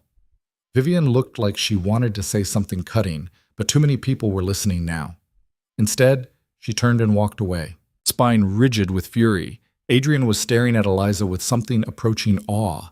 Did you just imply that Vivian was already involved with Markham before your engagement ended? Possibly. I have no proof, of course. Do you need proof? No, I just needed to make her stop acting like she's the wounded party in this. Eliza straightened her gloves. Shall we dance? They did. And this time, when they moved through the ballroom, people weren't just staring, they were nodding, acknowledging. Some even looked approving. The shift was subtle but unmistakable. Somewhere between the Pemberton ball and now, between humiliating Huntley and standing up to Vivian, Eliza had stopped being the scandal and started being the story. People are accepting us, she murmured during the waltz. People are terrified of us, Adrien corrected. They're not sure if we're brilliant or insane, so they're hedging their bets by being polite. I'll take it. After the dance, the Dowager Duchess appeared with Lord Ashford in tow. Vivian's father looked uncomfortable, his earlier bluster from the Pemberton ball completely absent. Your Grace, he said stiffly, I wanted to apologize for my behavior at the last event. I was overly protective of my daughter. Adrien's expression remained carefully neutral. I understand. And I wanted to congratulate you both on your courtship. Vivian has found her own happiness with Lord Markham, so all's well that ends well. It was the most transparent face-saving Eliza had ever witnessed, but she smiled graciously anyway. How wonderful for her. Lord Ashford escaped as quickly as dignity allowed. The Dowager Duchess watched him go, then turned to Eliza. Well played. I didn't do anything. You did everything. You made Vivian's quick attachment to Markham into the real story. Made her look opportunistic instead of heartbroken. Turned the narrative completely around. She paused. That was strategic brilliance. That was self-defense. In society, they're the same thing. The Dowager Duchess's expression softened slightly. You're going to make an interesting duchess, Miss Harrow. Not a conventional one, but interesting is often better. It was the closest thing to a blessing Eliza had received from her, and she wasn't sure how to respond. Adrien solved that problem by excusing them both to get refreshments, steering Eliza away before she could say something that might ruin the moment. Your mother just complimented me, Eliza said once they were out of earshot. I noticed. I think I'm in shock. That's fair. I'm in shock too. He handed her a glass of champagne. Though I shouldn't be. You've systematically won over everyone who initially opposed us. My mother, half of London society. Even Ashford, who threatened to destroy me financially. I haven't won over anyone. I've just been myself loudly enough that people stopped having the energy to fight it. Same thing. They stood together watching the ball swirl around them, and Eliza felt something settle in her chest. Not quite peace. Peace seemed impossible in a world this complicated, but something like certainty. I think we're going to be all right, she said quietly. Adrien's hand found hers, hidden between their bodies, where no one could see. I think you're right. The proposal came 2 weeks later, and it was nothing like Eliza expected. She'd anticipated something grand, knowing Adrien, possibly involving more flowers than any sane person needed. Instead, he appeared at her house on a random Tuesday afternoon looking slightly disheveled and oddly nervous. I know we have another week until the official courtship period ends, he said without preamble. And I know we've already basically negotiated our entire marriage, but I wanted to do this part properly. The traditional part. Adrien, let me finish before I lose my nerve. He pulled a small box from his pocket. I'm terrible at romantic declarations. We've established that. But I want you to know that this isn't about duty or obligation or fixing my reputation. This is about wanting to spend the rest of my life arguing with someone who makes me want to be better. Someone who refuses to let me take the easy path. Someone who climbed down a trellis in a ball gown and somehow made that the beginning of everything. He opened the box. The ring inside was beautiful, but not ostentatious. A single emerald surrounded by small diamonds, elegant without being overwhelming. Eliza Harrow, will you marry me? Not the perfect version of you that society expects, but the real version. The one who says outrageous things at balls and writes manifestos and makes me question everything I thought I knew about what marriage should be. Eliza looked at the ring, at Adrien's face, at the future spreading out before them like uncharted territory. I need you to promise me something first, she said. He blinked. What? Promise me that when this gets hard, and it will get hard, you won't retreat. Won't decide it's easier to be alone than to keep fighting for this. Promise me you'll stay. Something shifted in his expression. I promise, on the condition that you promise the same thing. That when I inevitably do something idiotic or hurtful, you'll tell me instead of just leaving, that we'll fight it out instead of giving up. Deal. So, is that a yes? That's a yes. He slipped the ring onto her finger, and it fit perfectly, which Eliza suspected meant he'd somehow obtained her measurements without her noticing. The emerald caught the afternoon light, throwing green fire across the drawing room walls. We should tell my mother some, Eliza said, before she hears about it from the servants. In a minute. Adrien pulled her closer, kissing her with the kind of desperate relief that suggested he hadn't been entirely sure she'd say yes. When they finally broke apart, her mother was standing in the doorway looking like she couldn't decide whether to cry or faint. I take it congratulations are in order? She said faintly. Yes, Adrien answered. Though I should warn you, we're planning to do most of this unconventionally. I would expect nothing less. She crossed the room to embrace Eliza. I'm happy for you. Terrified, but happy. That seems to be the general consensus, Eliza murmured. The wedding took place 3 months later, and it was exactly as unconventional as they'd promised. Instead of a massive cathedral ceremony, they chose a smaller church where they could actually hear each other speak their vows. Instead of a receiving line that lasted hours, they had an informal reception where people could actually talk instead of just presenting formal congratulations. Eliza wore green because wearing white felt like a lie when nothing about their relationship had been pure or simple. Adrien wore traditional formal wear but had somehow convinced the vicar to let them write their own vows, which resulted in a ceremony that was equal parts solemn and slightly irreverent.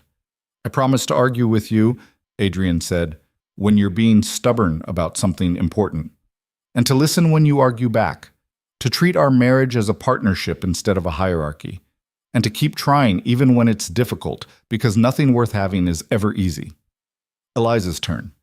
I promise to call you out when you're retreating into emotional distance, to push you to be more than just a title or a position, to build something together that's messier and more real than what society expects, and to keep choosing you every day, even when it would be easier not to. There wasn't a dry eye in the church by the time they finished. The Dowager Duchess sat in the front row looking proud and terrified in equal measure. Eliza's mother kept dabbing at her eyes with a handkerchief. Caroline was grinning like she'd personally orchestrated the entire thing. Even Vivian attended, sitting in the back with Lord Markham, looking like she was trying very hard to appear unbothered and failing. The reception was chaos in the best way.